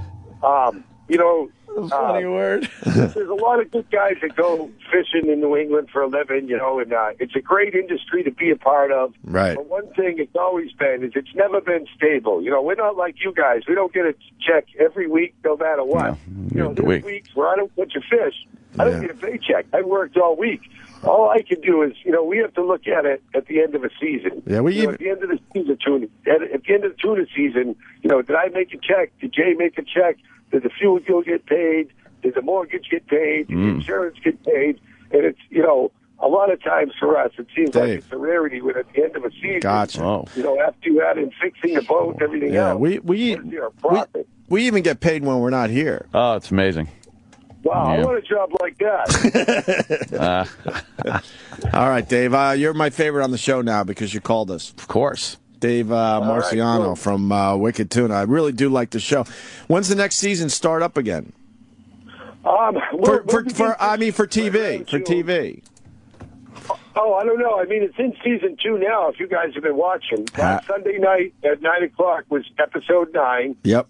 There's going to be 15 episodes this season. Yep. You know, there's been some big changes. You know, if you've been keeping up with the show, you know, Paul got fired off the tuna.com again. Yep. You know, there was another chick fight over there. So, you know, now Paul's going to wind up on another boat, it looks like. Right. All right, Dave. It really is a good show. I really enjoy it. And I don't know where the confusion was. I still don't know what the hell happened, but I'd love to go on your boat maybe this summer.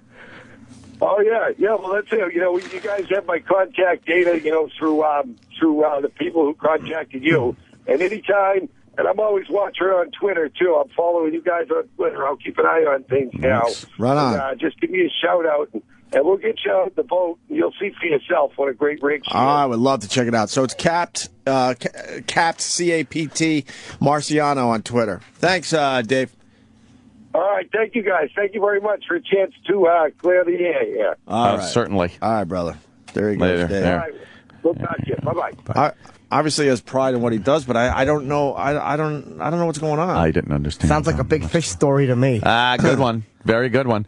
I think another guy from another boat offered me, the experience of tuna fishing, but then had to admit that his boat's not happening right now. Right. And then somehow that pissed off Dave because then I think it made the industry itself look bad, maybe?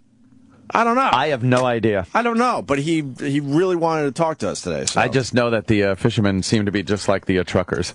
That's very lonely out there on the water, I think, and they like to talk. They could be out there easily 12, 16 hours without catching anything for a couple days, and they finally get the big tuna. Yes. Yeah. They pull their puds? Sam's saying they pull their puds. Well, that's what he said. I learned that from the interview. He just said, we're out there pulling our puds. Pulling our puds. Pud is a hilarious word for a cock. I love using that word. Pud. Oh, boy, fishing. I ain't going. You wouldn't go fishing? Fuck no. To check out tuna fishing? So sick. You would get sick? Yeah, I get seasick on those fishing boats. I go on a cruise boat. We're going on a cruise, but I can't. I love fishing. I can't go on a fishing boat. Used to do it a lot growing up, not so much these days. I would love to check that out. Never really went deep sea fishing. Deep sea fishing. We went for the blues and the stripers. Yeah. And the flounder. Most of the time you got those ugly sea bass. It's stinky. What, fish? Fishing is a smelly business. Yeah. It smells like fish. Yeah, and it's very sloppy. So you get like fish guts and scales on you. Are we talking about Jim's favorite woman again? The hairy woman. I love her. She's so sexy, dude. Yeah. Very similar to fishing. Yeah. Bianca's a very good Smells girl. like the bilge of fucking. She's got a little bait down Captain there. Marciano's boat. You don't like a pussy like that, dude? Like a big fucking meaty pussy? Oh, makes me crazy. I like them, standard. I like the standard issue. The sloppier, the better for Jimmy. I don't need no extra I parts. don't mean, when I say sloppy, I don't mean. That's good when it comes to sandwiches, but I don't mean it like a fucked pussy. I don't like a neat sandwich. You want to get a sandwich with a lot of meat hanging out of the side of the roll. A lot of different juices and spreads and stuff, but not a vagina. Not a vagina, not so much. I'm just the opposite. Not so much. I like a nice, neat liverwurst sandwich with the lettuce not even sticking out. Yeah. Yeah, gentleman sandwich. Some olive loaf. No, I don't like olive. Olive loaf. E-Rock loves the olive. E-Rock loves it. I don't know why. Because he looks like one. Oh. He's a human olive loaf. That was his nickname in high school, Olive Loaf Boy. Olive Loaf. Hey, look, here comes Olive Loaf. He'd walk in with pimento in his cheek. Yeah. Other olive loaf things in his hair. You know, speaking of fish, I saw Life of Pi last night. I decided I was going to watch it. Before you, I want to jump in for 1 second. Jump right in. A lot in. of people either love the movie or fucking hate it. There's no in between here. Yeah. They think it's really an amazing movie, inspiring, and a good story, and other people are like, this is a bunch of bullshit. I'm kind of the first in between then, because really, it was all right. It was good, but I'm not like, oh my god, it was amazing. Yeah, they kind of throw you for a loop at the end with the. Don't tell me, I didn't see it. What happens? Don't tell me. Oh no! And the boy, that CGI tiger's pretty fucking impressive, I must say. Is it? Yeah, they put him in with a couple of shots of a real tiger and stuff, but it looks pretty fucking. You never are looking going like, what a fake tiger. It takes you out of the movie. Looks really good. So you're in between. You're the yeah. first person. I've had people rave about it, and other people go, really? It's just dog shit. Yeah. Let me see a little of that, simple. Did you? I mean, tell me more. I haven't seen the movie. Do you know when you can see it's CGI? Wow. Whenever it's by the kid and not biting him. Yes. That's how you know it's CGI. It's not eating him. Yeah, a hungry tiger in a boat. I don't think that would work out well for us. It's, some it's not some work guy out. telling a fucking story about him being shipwrecked. Right. And you're not quite sure if the story's true or not. Holy fuck. That looks fake. That looks fake. What the fuck? No, it's pretty goddamn good. I'll tell you one thing though. Watch it. It's very the scenes on the ocean. Right.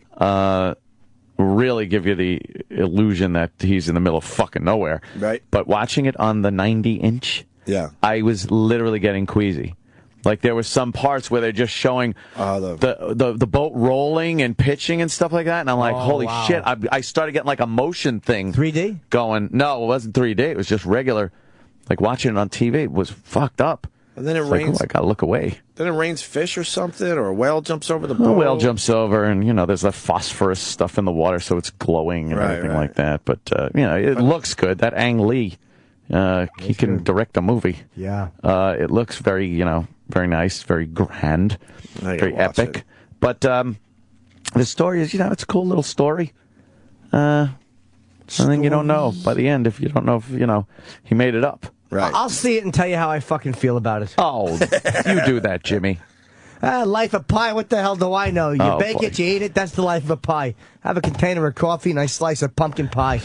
Pumpkin pie, yuck. Stupid fucking pumpkin pie, not bad. Regular Joe. Yeah, you give me a piece of apple pie, Yes, maybe a piece now of you're cobbler. talking. Yeah. Yeah, a little dessert in my lunch pail.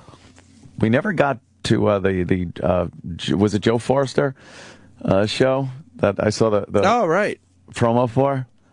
It's so bad. Why didn't we get to that? It's regular Joe. I guess we got interrupted by something. We're very busy. We always get interrupted by something. Very bussy yesterday. Joe Forrester. You got a video clip of it, perhaps?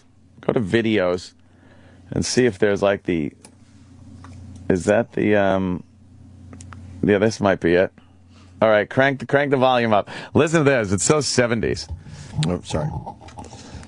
Lloyd It Bridges. also means the introduction of a new realistic law enforcement series, Joe Forrester. I play Realistic. Joe Forrester, a role I had Look how he the takes this guy fortune to down. make last year in an episode of Police Story. Joe is a dedicated, conscientious He throws a nightstick at his legs. and it trips him. Fighting crime. Fighting How long crime. ago did you get off that bus? About 2 hours ago. Where from? Bakersfield. And you met Plums at the bus terminal, right? Yeah, he's been so nice. I bet What an he is. actress. Just do as I tell you. Now shut up. Put your hands back there. There are times when Joe's not thinking about crime. We got a beautiful thing going here. But there's nothing beautiful about the prospect of being gunned down by a hood. By a hood. They're shooting at Joe. Jumps over the car. Right, as opposed to ducking around it. Yeah. John, Let's talk we about the don't lieutenant. think it was a random sniping. What are you getting at? We want to take you off the beat. No, damn it, no. Is it worth your life? The average armed robber goes a mile out of his way to avoid a cop, let alone kill one. That's a theory I'm not quite sure is true anymore. How can I ever face the people in my beat if I run away merely because some punk with a rifle takes a couple of shots at a blue uniform and a black and white? Pause. Can you pause for a second? You sure this isn't tongue-in-cheek a little bit? Dude, right? It's Are you so bad. Oh, his acting's horrendous. Lloyd Bridges was a horrible actor. It's one hell of a program. Oh, you like it, Joe? It was a terrific program. It was the guys up there doing his job, and all of a sudden they're taking pot shots, just like me on the job site. Ah, see? I don't cut corners. This guy's good.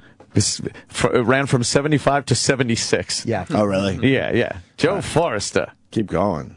Shots at a blue uniform and a black and white. Your beat, Joe? Yeah, the neighborhood has gone downhill enough. You gotta give me half a chance to build it up again. Your beat, huh? Tell me, what would the department do if it found out this guy you busted bought you a new shirt? Listen, if a beat cop's gonna worry about what the department thinks, he'll never get any work done. The city's not gonna buy me a new shirt. He wrecked it, didn't he? Yeah, Well, then he's gonna have to come up with a 2640. And that doesn't mean that I won't bust him again if I have to. Right. Tears up another shirt. And he pays for another shirt. That's the beat. That's the beat. Oh, he's playing golf. No, this is some guy golfing into traffic. Hey, what, are you nuts? How you doing there, old buddy? You should have seen the one I did over the Chevy. Oh, Joe Forrester's trying to get the golf club from him.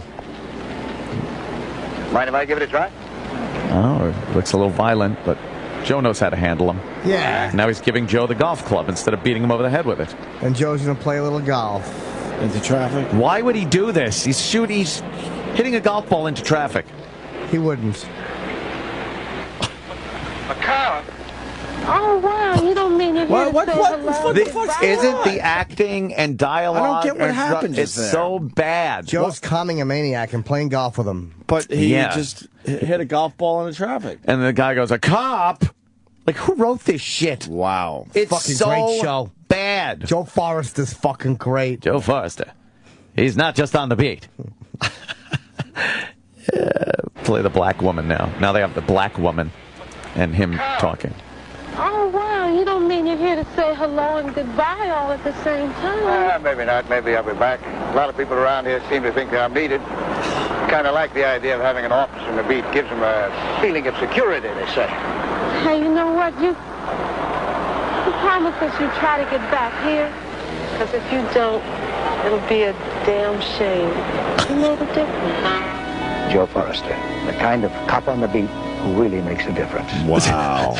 Wow. That's terrible. Wow. Joe Forrester. Can you Netflix that? I want to watch the show. I know. I want to see fucking episodes of that. That's all I want to see. Oh, my God. Forrester. Get some clips of that show. It looks so terrible. Really bad. I want to have a Joe Forrester party where we all get together and eat hoagies and watch Joe Forrester.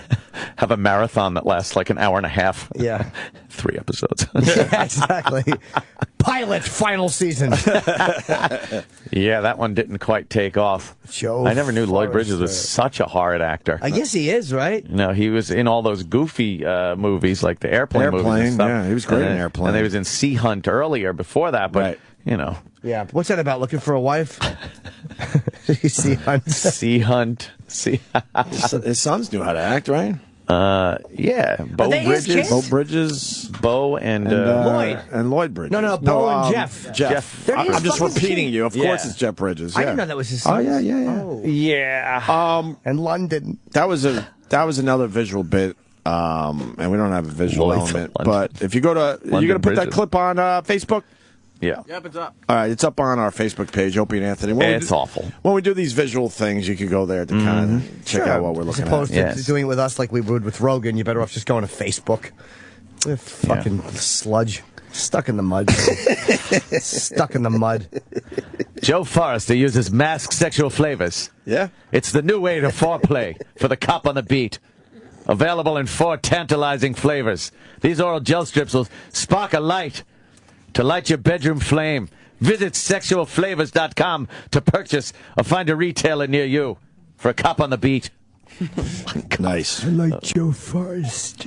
No, you didn't. He's a good actor. Did you like him? Yes, I did. I bet you did. Man of law and order. Order? What's with your voice? Edgar, why can't you speak properly? Shut up. You don't speak properly. It's not even a speech impediment. I don't know what it is. My teeth are drawn. You just mispronounce words. My lips get stuck to my teeth. So why does that make it so you got to say Rolland Shut up. and Anthony? That's his name. Oh, okay. Siam. I don't get it. We got Jim Jefferies next. Oh, shit. And we also have Kevin Pollak. He wants to call in today as well. Oh. He's a fan of what? Tequila and donuts or something, I'm learning? Well, I was getting text messages from Roland last night. He was a huge fan of E-Rock's Tequila and Donut Day. Nice. But then Roland also said Kevin Pollak has been yelling, Slobo! No. Jesus. Has he really? That's what Roland said. Slobo. All right, so I think Kevin Pollak is calling us next, so stay there. The Opie and Anthony Show. Sirius XM.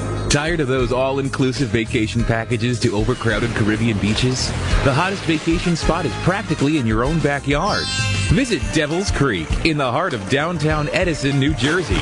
Here's the founder of the Devil's Creek Tourism Board, James Norton, who's going to share with you some of his fond memories of this beautiful vacation destination. I have a really weird, vague memory of my pants around my ankles on the steps in this apartment building. There was an older boy who used to make me suck his penis. He's got to be I think older. he tried to fuck me in the butt once, but it didn't work.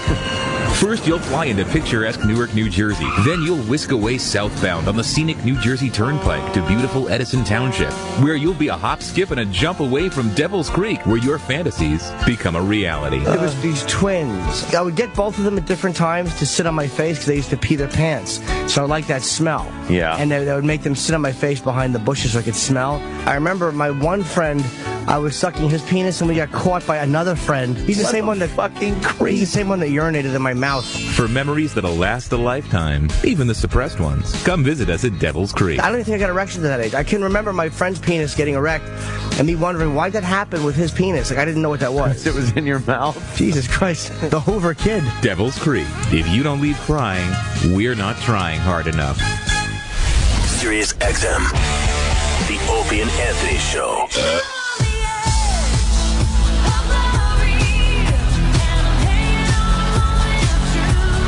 E-Rock has decided not to listen to us today. Apparently not. He's turning this into Lady Gaga Day. Gaga. I don't know. Remember that fucking Andy Rooney bit when he was saying, I don't know much about Lady Gaga. Gaga. He called her Lady Gaga. I don't know much about Lady Gaga. Oh, brother. I just want to say, the NAACP, I guess there's a local chapter in, where the hell is it? Steubenville, that rape case, right? Yeah. He's saying that she was a drunk, willing participant, the head of the NAACP there. That's good. Saying, and calling her the alleged victim. Wow. Yeah. Let's see if the women's groups attack him. Not a fucking peep. Yeah, you when did he say this? I'm trying to find the goddamn story. Oh, here it is. NAACP president, in shocking comments, the Steubenville chapter, president of the Steubenville chapter of the NAACP, places blame for the rape case that has shocked the nation on the 16-year-old victim. Royal Mayo. His name is Royal Mayo? Damn. Jesus. How jealous are you, E-Rock? Oh, right. That is a name right there. It's a great name, right? A lifelong resident of the Ohio City that gained notoriety. I guess he said this yesterday. Mm-hmm. Calls the woman the alleged victim, saying she was drunk and wanted to go out with one of the football players. Of course, he's bringing up some racial dynamic of the community. Oh, yeah, of course. What a fucking... And will anyone call him out on this? Because I'll tell you, if it was just some average white guy... Of course. They would fucking crucify him. He wouldn't have a job. He would...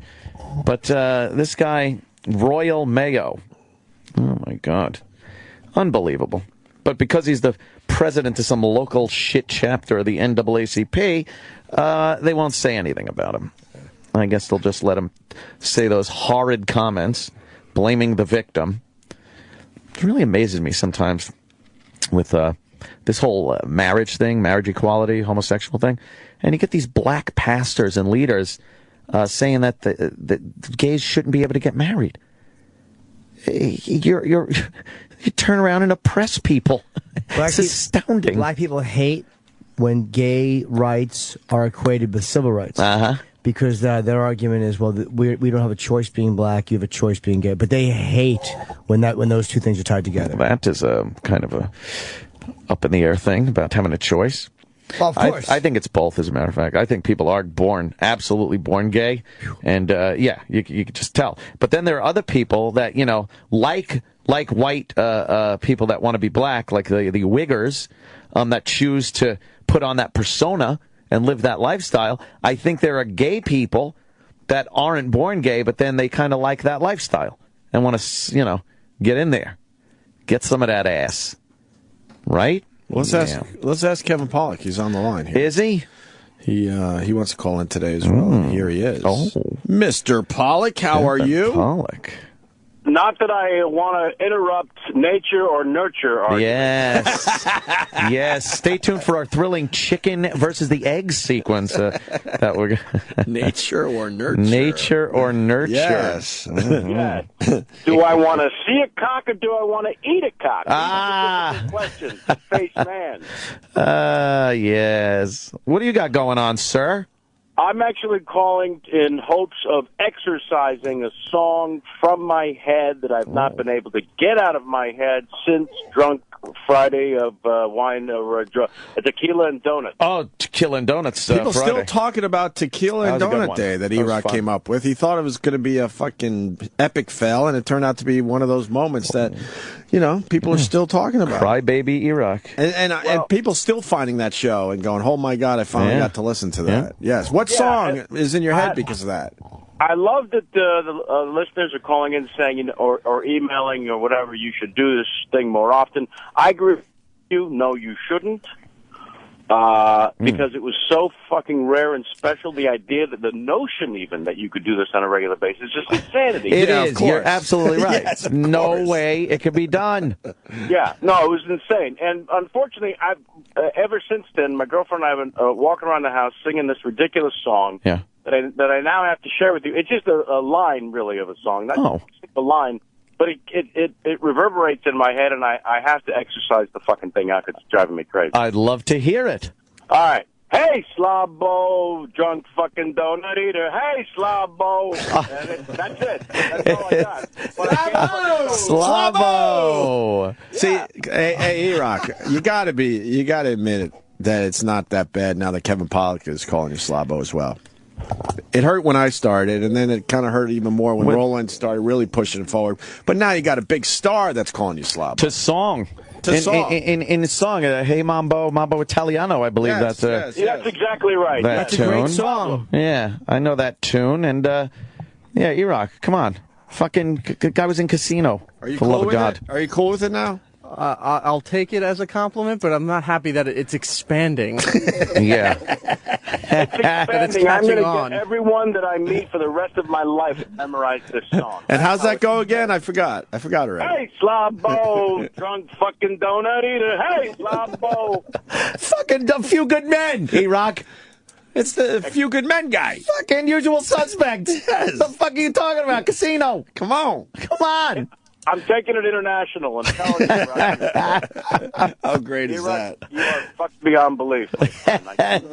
I officially believe that you do listen to this radio show when you're not here. You see what I'm saying? Yeah, you've said it over the years. I didn't really believe it, but now I have to believe. I got it in every car, every room. I can't live without it. And honestly, I had to do it. I had to call in. It was enough already. Been singing this song for weeks now. It's driving me nuts. Now, could we have you do it clean? Because I think we can maybe make a production piece out of this. Yes, please. All right, we'll shut our mouths so you get a nice, clean version out there. Okay. Go. Here we go. Nobody say anything. Oh, Jimmy! Slobo. Kevin. Fucking donut eater. Oh, sorry. I talked. I didn't mean it. Jimmy stepped all over it. Asshole. I apologize. He doesn't play well with others. No, go ahead. You go. Okay, no. See, now it's a bit on me, and I can't. No, do it. I will not speak. No, I'm pretty sure. Kevin, some fuck to do it. Kevin's been around a while. Oh, Who yeah. are you kidding? And he has listened to the program. Yes. I just proving yet again that I am a devoted. Exactly. You got me once. Congratulations. Now I'm going to hang up. But I can tell you, listeners in the D.C. area, I'm at the Improv this weekend. You fucks. Oh, nice. DC Improv. Very cool. DCimprov.com, you sons of bitches. Very nice. Wait, I actually was not going to do it again. Because you wanted that audio just to smash E-Rock with. No, you got to trust us on this one, Kevin. I know. I know that we usually do things more than once, but I'm telling you, I won't do it again because I want you to get the audio to fuck with E-Rock. Yeah, I think Jimmy means it this time. I honestly do. I'm away from the mic. Look, I sense in my heart that Jimmy means it. I do. Yeah. But I think Opie, you'll probably be the next one to interrupt. No, I couldn't do that to you. No? Nope. Because I think it seems like you got a nice go. All right, here we go. Hey, Slobo.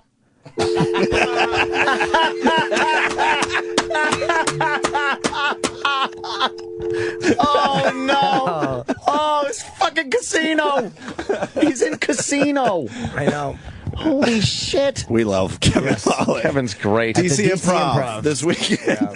How great is that? He's walking around singing that song for you, E-Rock. Slobo. I actually felt bad that I interrupted because I'm like, I would love to have that audio. Do you understand, E-Rock, that Kevin Pollak is thinking of you somewhere in Hollywood? Yeah. Yes, that's great. That's kind of cool. Kevin Pollak. You know, I was watching Casino the other day, and he is a good actor, man. There's one little subtle scene where he's got to sign the paperwork. Yeah. And I guess the head of the union or whatever the fuck it is looking over his shoulder. Yeah. And he does this look like I sign here, like he doesn't quite know what he's signing, and he's looking. It's so subtle and just so fucking well done. That's easy to do like this. What you like this? All right, let me see, Jimmy. Go ahead. Here. Perfect. Kevin Pollak's back on the line. You nailed it, Kevin. Yeah, no, I blame Steve Jobs, that dead fuck, for making the iPhone so my ear can hang up on me. That's what it was. Yep, that's exactly what happened, Kevin. Yeah. Oh, God. Yeah. And was but telling I you. just want to call back to make sure you guys understood. Yes. I said and turned into some freak. All right. And was talking about your acting skills. Yeah, in Casino. I love that subtle little look you give when you're signing the documents, and you look up like, I sign here? Kind of a weird little like facial thing, but that was very good. You were very fucking good in Casino, I must say. Thank you. I appreciate that very much. It's probably because I was scared shitless being in over my head. Did you think you were in over your head? Yeah. Oh, fuck yes. That's one of those jobs that the first week at least, every day you wait for someone to knock on the tread and say, yeah, we've made a horrible error. Oh, fuck. We thought it was Kevin Spacey. Could you come with that? Oh, fuck. Someone else we were looking for. Oof. Yeah. But no, the best part was watching Rickles go after De Niro. That really was the thrill of, as amazing as it was to act in the movie and work with Scorsese and De Niro and all the big shots. Yeah. Watching Rickles go after De Niro was by far the best. And De Niro enjoyed it, right? He loved the shit out of it. Oh my God! Because it turns out Rickles knew that De Niro had worshipped him since he was a kid. That part news got to Rickles, and Rickles basically knew he owned De Niro. Yeah. Where everyone else, they treat him with such reverence on the set. It's absurd. And Rickles is just shitting all over him. That's great. In the middle of a take. Is that the way you're going to do it? Like that? Well, I'm sure you know what you're doing. Go ahead. Would De Niro laugh? Oh, that huge De Niro mugging laugh. Oh, shit. Yeah, that's great, man. That's how you're going to do it? I guess you know, right? I guess you know. Yeah. And Pesci got mad at him, you said, right? Oh, Pesci was pissed, yeah. Wow. Well, because Rickles said he was so short he's going to ride him around the set like a Shetland pony. Holy fuck. In front of 200 people at the wedding scene, extras, and Pesci just didn't... Yeah, you're a fucking riot, Rickles. No, I get it. I'm a midget and you're a genius. Go fuck. Was it awkward after that? What's that? Was it awkward? Was it awkward or... Oh, yeah, no, it was extremely awkward because Rickles wouldn't stop, so that made it more awkward.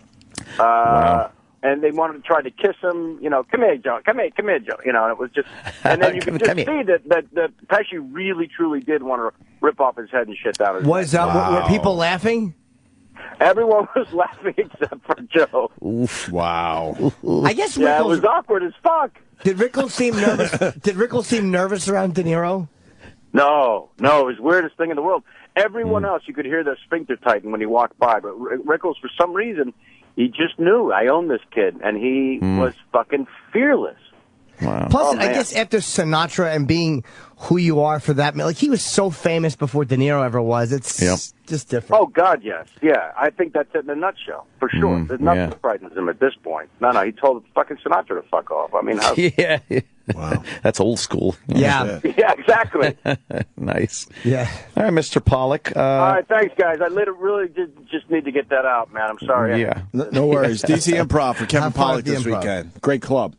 All right, miss you guys. Thanks, man. Take care, buddy. Come back and see us. Kevin Pollak, everyone. Yeah. You gotta love Rickles for that. Just a comic, just annoying this fucking my God. wonderful actor. Fucking, yeah.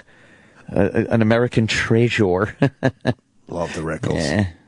Love the Rickles. Hey, Mayor Menino's going to announce today that he will not seek re-election as the mayor of Boston. Yeah, will I accept your nomination for mayor of Boston?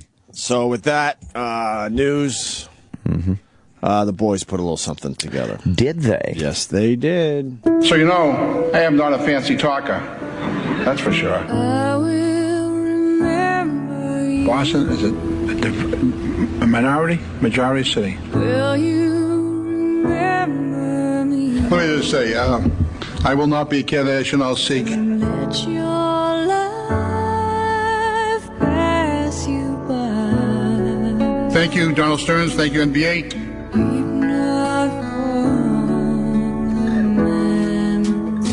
We'll continue to our aggressive educational reform efforts. I'm so tired, I can't sleep. So that here in this theater, standing on the edge of something, we talk about our commitment to the spirit of Boston.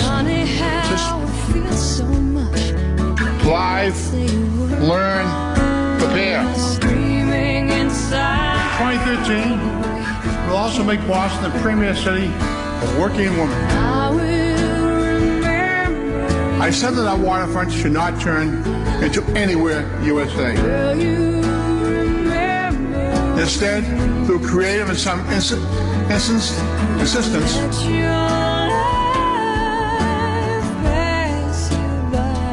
it's becoming a model for the country.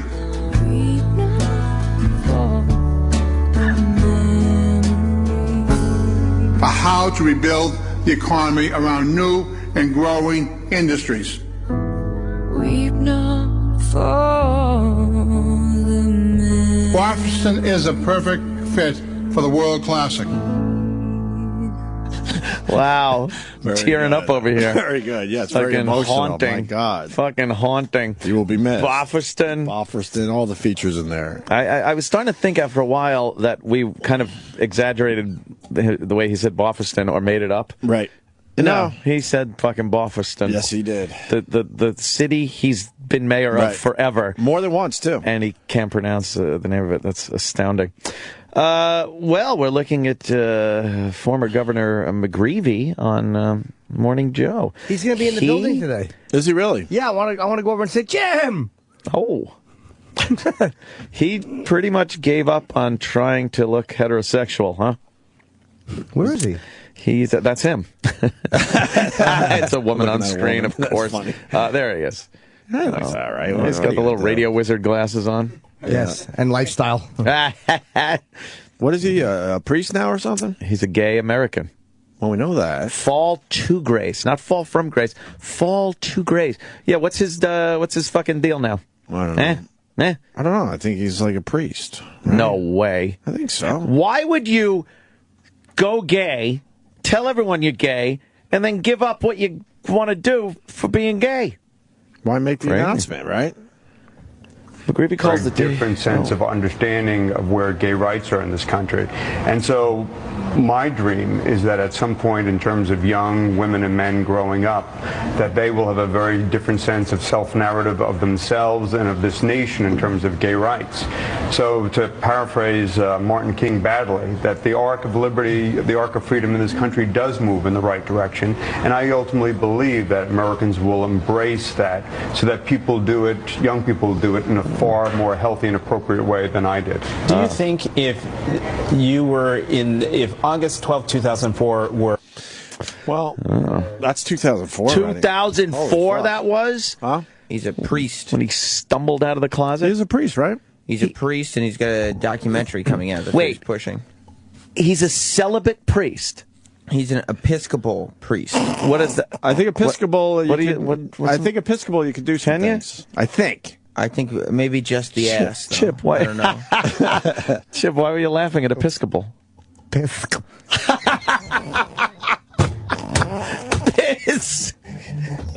He's roaring over here. Chip, you sure? Being Chip must be a pisser. You just laugh at everything. Great. Yeah, no, I don't. Oh. I got a good sense of humor. Yeah, do you? I enjoyed that. The first sentence you said was, he's given up on looking heterosexual. Yeah. And then the second sentence you said was, he's got his radio wizard glasses on. Yeah, I am kind of... Where's that guy been? Alluding to the fact that those glasses are a little little queebish. Where's he? He's here today, I believe. He was in D.C. yesterday, making sure everything was okay there. What? He was Washington, in D.C. yesterday? Why would he have to go to D.C.? What's there for him to do there? I don't know. He's probably got music stuff doing over there. Well, he can't do that over the computer or phone. Right. Skype that shit. There's no reason to go anywhere anymore. Especially when you have a nonsense job to begin with. Oh, God. You know he's not there literally turning a wrench on a piece of equipment, so everything can be done from a fucking email account. Weird. It's weird that we didn't even know he was gone yesterday.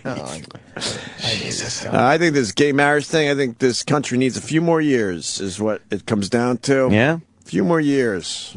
I think we'll ever have a gay president. Supposedly we already had one. I don't know. That one guy. Oh. The one guy, we've talked about him. Yeah? Yeah, all the features all the features were there. Yeah? Help me out, yeah. I'm trying to think. We did this break already. The country is never ready for the real change, though. Lincoln? What the Jesus, E-Rock. They just put a movie out about him. And not a fucking... Lincoln. Not a hint of his sexuality. Lincoln. E-Rock, please comment, E-Rock. People still think he's gay. What? What? Was it the hat? Made it look like a penis helmet? Was it the shot to the head? Right. It's not the first time he had a shot to his head. E-Rock. All right, here's the answer. Oh, it's Buchanan. James Buchanan, who lived with William Rufus King. Remember we did this bit? Read this thing. All right. All right, for many years in D.C., prior to the presidency, James Buchanan lived with William Rufus King, who was earlier vice president under Franklin Pierce. So he lived with a past vice president. And Just imagine. Wait. This is go ahead. even worse. King was referred to by Andrew Jackson as Miss Nancy. That was like a big fucking... That's like saying faggot. Yeah. That's Brown, big back then. Yes. Aaron Brown called him Buchanan's better half. Yes. Wow. It wasn't Lincoln, though. It wasn't Lincoln, E-Rock. Buchanan. Do we have a picture of Buchanan? Yeah. Or a painting? Something? Yeah. Let's see what he looks like. Is he we handsome? did this bit. Yeah, he kind of, you know. I think he was wearing the cape still way past the point of presidents wearing the cape. Oh, wow. He started the whole wig thing. Yes. They were just embarrassed the president was such a Jim Jefferies. Jim Jefferies. Take a seat. We're talking about our President Buchanan, who apparently might have been gay. Yes. Yeah. I don't know how we got on this. Ant goes, will we ever have a gay president? I said, there's rumors that we already had one, and his name is James Buchanan. Of course, you'll have a gay one eventually. Eventually, but what I'm saying Hillary we might will have. get in, right? Yeah. Well, I think that a lot. Yeah, you know what? It's funny, but I think we'd have a lesbian president before we have a gay man president. An openly gay. Yeah. Yeah, you have a lesbian. Flamboyant. Well, Buchanan lived with an ex-vice president, and who was called Nancy? The vice president that he lived with, the former vice president that he lived with. Yeah, the guy he lived with. As he was president, was he living with this guy? Before he was president. William Rufus King. You had to toss him to the curb before he went to fucking 1600s. Yeah, absolutely. He's gay. Yeah. And they called him Nancy.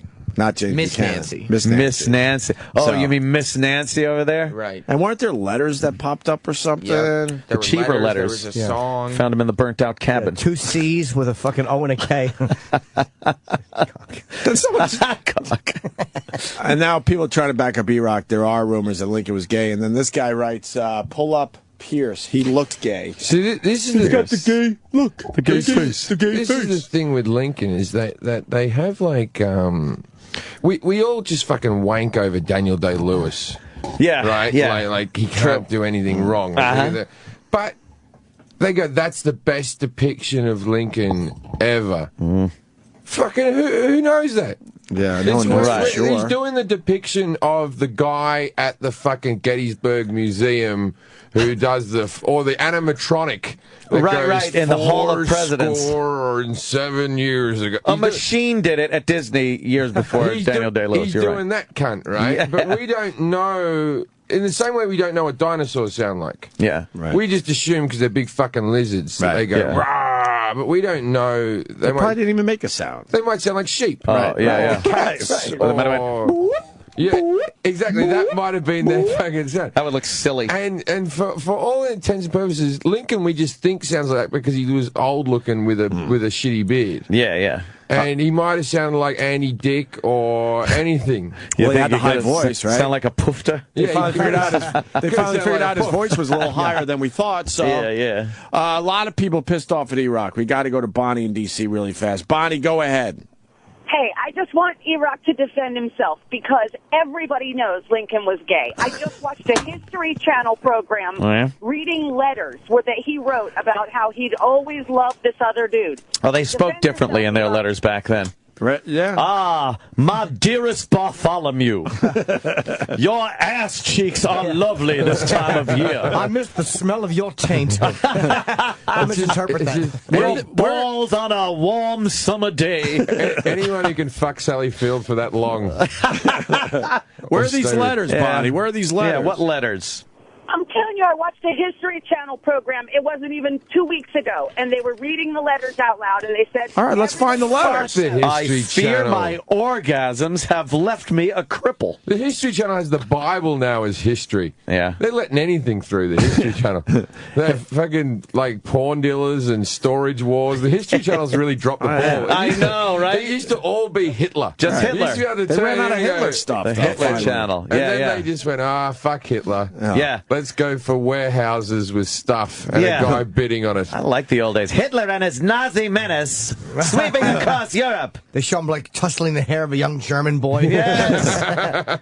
And now it's fucking, how much can we rip you off for a fucking baseball card that's worth $20,000? Yes. E-Rock, you going to defend yourself or what? The baseball card's old, so that's why it's history. Right. But the Bible thing is, I started watching the Bible on the plane coming over here. Yeah. Because I thought comedy purposes, right? Sure.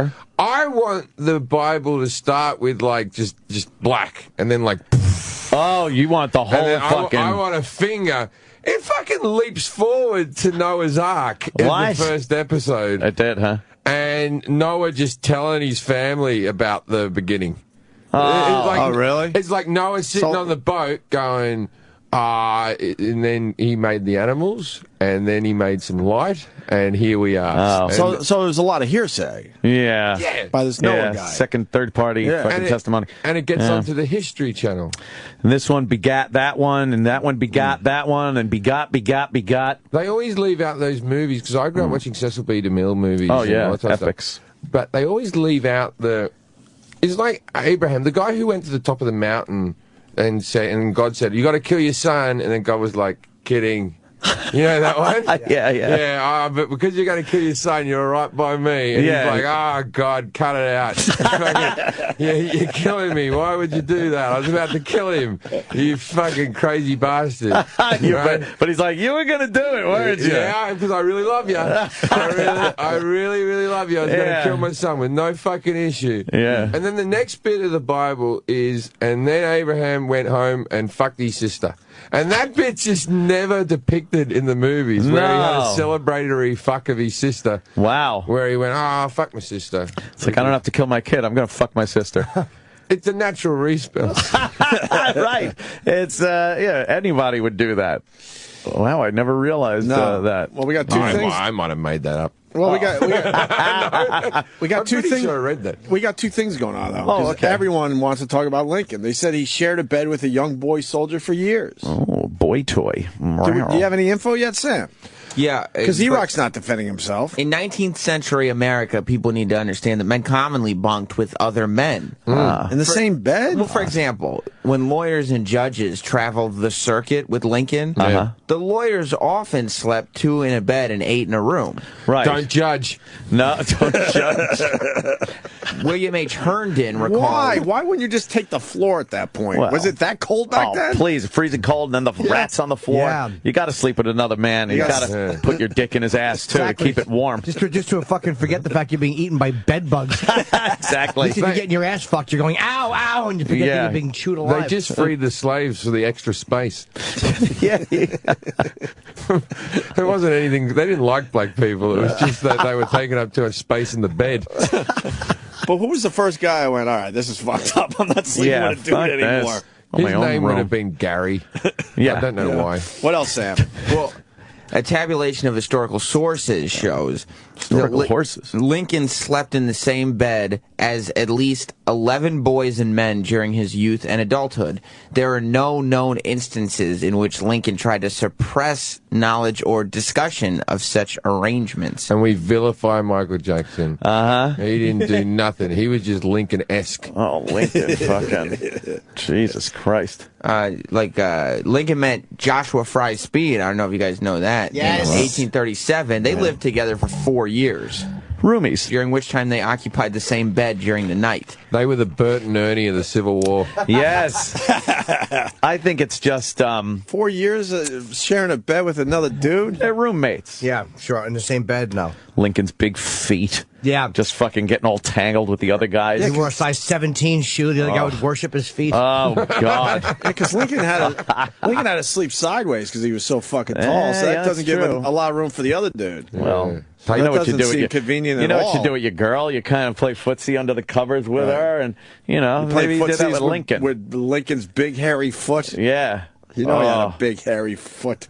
Lincoln playing what's under the stovepipe hat on his lap. Is it hard? Is it soft? What is it? He would cut the top out of it like you do with a chick with a popcorn bucket in the movie. In the movies. And his roommate would reach in and just tug his cock. Has anyone officially... Can I enter your log cabin? Yeah, give him a fucking extra log. You think anyone has done the popcorn trick for real? Yes. What's the popcorn I've fallen trick? for it. It's where you cut the hole in the bottom of the popcorn so when a girl reaches in, she grabs your cock. Oh, yes. Put your dick Do you through think it. people actually did that? Yeah. Someone I had to. think someone's done it, but it's the difficulty of keeping the erection. Because me with a flaccid cock, I wouldn't even penetrate the fucking popcorn I think box. you'd have to pull your balls and dick through it. Yeah. Like really get it in there, like good presentation. It's the going in, sitting down, getting yourself worked up so you got a stiffy. Yeah. Right? And then, she mightn't get to the end of the popcorn for a few minutes. And if you're watching a sci-fi movie, very difficult to keep the erection that long. That's what's so impressive about that trick. That is pretty, you bring up a good point.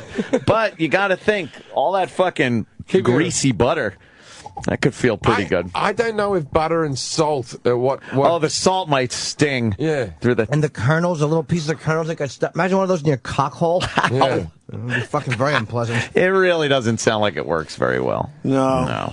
Lincoln, I'd rather just grab her, reach over and grab her tit. Yeah, right. Give her some juju beads. Smelled the right way. What's wrong with old school rape? Why do you have to dress it up? You don't have to make it a trick. Yeah, that's silly. Sam, more? Yeah, Lincoln's bodyguard and companion, Captain David Derrickson, Yeah. between September Played by Sally Field in the movie. and April 1863. Yeah. The two of them would share a bed when Lincoln's wife was gone. Sharing too many beds. You know, it's a warmth issue. It's very cold. Yeah. Yeah. I tell you what, though, I took a friend of mine on the road with me for the last few gigs I did, and we shared a hotel room. If you haven't done it in a while, like with the two beds, delightful. Really? It's, you wake up, you know how you wake up next to a woman and it's that, how's the day going? Am I in trouble? The first thing you ask a woman is how are you? Is everything okay? Are we going to have a good time today?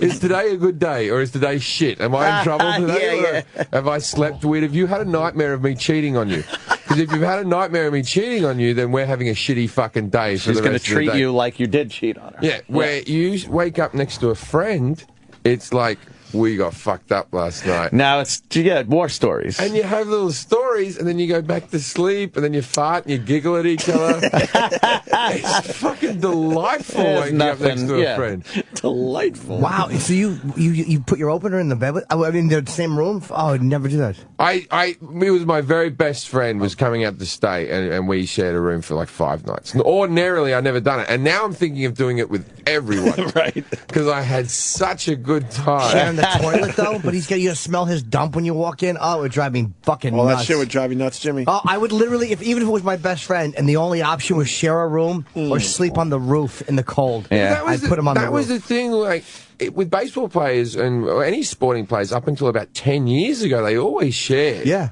It was always, you always saw, and he shares a room with such. They always talk about their roommate, Yeah. And now they don't do it, but it used to be with all sports, about 10 years ago, they all shared a room. That's weird, huh? I was watching that Ken Burns baseball documentary. Yawn! But I tell you what, you fucking know everything at the end of the thing.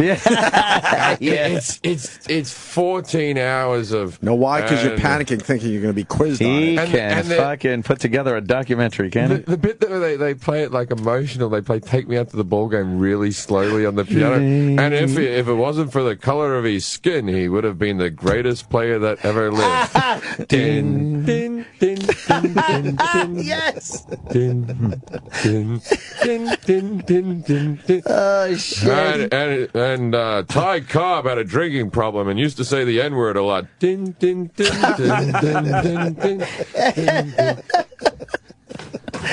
God damn. Yeah, Ken Burns is good with putting that fucking music in, because the Civil War documentary, he did that where it was like a lone fiddle playing. Right. You know, and it was the most American lives that were ever lost in a battle. It's all sad. And it's a slow zoom out. Oh, yeah, It shows one soldier, but by the end of it, my God, I feel the dead soldiers. It'll play America the Beautiful very easily. We lost more people in that war than we lost in any other war. Let me see. Here's what you hear.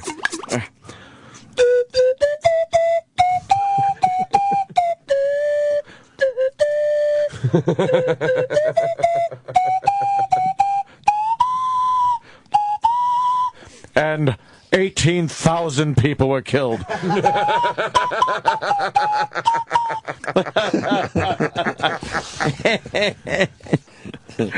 thought he only did baseball documentaries. No, that fucking Civil War it's one. all over the place now. And that one was done in real time. It's fucking wow. I'm saying it was long. It was great though, and to be able to put together a documentary where you don't have any fucking film or video. This was all still pictures and like paintings. But he did that thing that later would be called the Ken Burns effect, where he'd use a photograph but be able to move it in a certain way with the camera that it looked like action.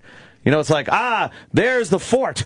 And then they pan over to the other side of the picture. There's the boat. And it's like, I see. He made it like a 3D thing. Almost. Yeah, so then they added depth to it. would like rotoscope out a character, and then in the post, they'd pull that forward from the background, blur the background to give it like a depth of field. Yeah. And it really looks amazing. Yeah. I like how he just adds to his documentaries as he gets older. like baseball, you can tell was all wrapped up. You think? Like he ended it with and steroids, right? like he was all done. Yeah. And then he came back. Well, it doesn't seem to be as we haven't done this documentary for 6 years. Steroids have gone away. The Boston Red Sox did win. Yeah, he's got to fucking update. Like, he just adds on to it before he dies. Yeah, he's pretty good though. If you want to watch a goddamn long documentary on anything, you find yourself watching the whole damn thing. Yeah, Jefferies, why are you in town, brother? I'm doing the upfronts for FX. We're doing. Is this the bowling thing? We're bowling. I remember you telling us about bowling a couple weeks ago. We're coming out. I've never flown so far to fucking bowl in my life. And if anyone from FX is listening, couldn't be happier about it. Can you bowl? Really? No, I can't. I'm not a great bowler. If I play a game, I'll get like 2 strikes. Right. You know, I'm not embarrassingly bad, but I use an ultra light ball and sort of have a weird Fred Flintstone walk up to the line. You know, the tiptoe. It's not like I'm thinking right now. When I get there, I'm going to bowl the shit out of this place. And everyone's going to fucking know my name. I got off at the airport because there's all the people. I imagine Louis will be there. Is one of the other people I'll know. Will he be bringing his Peabody? He just won a Peabody. Oh, I thought that was the guy he slept with in his log cabin. Right. We just want to make sure we, congratulate Louis C.K. on his Peabody. Yes. I have missed you, Peabody. Yeah, it was Colonel Peabody. Which one is the Peabody? What award is that? It's some journalist award. It's a pretty prestigious award. Yeah, of course. Of course it probably means more than an Emmy or an Oscar. Yeah. But we don't. Yeah. But it's prestigious. You have to Simon. And Peabody. I think it's for time traveler. And I think Russell Brand will be there. I know Russell, but apart from that, I was on the fucking plane with the Charlie from Sons of Anarchy. That's who I was sitting next to. Oh, cool. And I got off the plane, and you've never been less of a celebrity when all the autograph hunters just fucking zoned in on him, and I just walked straight through. Oh, man. And the thing was, I don't want that attention or anything, but the executives from FX were walking through the airport with us as well. Oh, no, you want them to see you. You could actually see the pay difference between the two of us, like where their money was going. Yeah. Like, the guy from Sons of Anarchy, he gets to go through. He's very British, that guy. Yeah. Yeah, very British. Well, the thing is, you think because he's meant to be a tough guy biker, but I always watch that show like, are you tough? Are you? You know what I mean? Like, it always seems like actors, because all actors are fags, right? And it just seems like actors going, don't fuck with me, and you know they're all like fucking snapping their fingers for a fucking latte as soon as the cut. You're tough, are you? Have you got a painted on tattoo? You're a big boy now. That's a very good question. So the bowling goes down today? The bowling goes down today, and we're meant to bowl against the advertising people. Boy, yawn! It must be a big day for them, though. They're like, well, they're way more excited than you guys are. Yeah, but imagine the cunt that has to bowl against my team of DJ Qualls and Dan Bacadell, like the ugliest people on television. my show is the ugliest people ever to be fucking put on a screen. If my TV show will never have a calendar, right? There's never going to be like... No. In February, we got a picture of Rodney in his underwear just leisurely walking the beach. Nice. Right? So they're going to bowl against us, and you know the disappointment. If we get some like mid-40-year-old women who are executives who want to bowl with, say, the guys from the Americans or the fucking Charlie from Sons of Anarchy, and they get me and DJ Qualls, who looks like an AIDS victim, right? and Dan Bacadell. We're going to have the depressed group. That's a cool shot. Of course, we're talking about Legit on FX. Yes. With our friend Jim Jefferies. Wow, yeah. The bowling thing, Australia, you didn't have American bowling, right? You had that. No, that's the one thing. thing that the whole world agrees on. No, New England, they'd go with those tiny little fucking softballs. I thought the whole world went, except for we all New like England. pin bowling. Even like there's people in burkas just fucking throwing a ball Bowling, down, going, it's good. Have you seen candlestick bowling? No, but we have. It's a nightmare. We have we tried it once up there in Boston. It's not fun at all. My father lawn bowls every day. Lawn bowling. What's lawn bowling? Lawn bowling is bocce ball. No. It's a different thing. It's similar, but it involves the ball curves. It's on a flat bit of grass. Yeah, like and that, you like roll it, and the ball curves, and there's a jack, and then you got to get the ball. It's the same as bocce is in the rules, as in you have to get it closer, but you do it from about 50, 60 meters away, and. Old people it's something you just start doing when you're old. You're like, all right, I'm lawn bowling now. Yeah. You know, and my dad just does it just so he doesn't have to see my mum. You know what sucked about candlepin bowling? I hated it. Like you take the ball and it's got no holes in the ball. You just get a palm video it. for Jim Jefferies. You palm it, and no matter how hard you threw it, it would hit the pins and go like. Cling, cling, cling. It would kind of bounce off them. Like, there's nothing better than when you throw a fucking bowling ball and that you get a noise. good fucking, and it curves and hooks right in the pocket and just, and it makes a great sound. Everything goes The candlepin, it's just clang, clang. Clankety clang. I tell you what, that bumper bowling, though, is making kids into tards.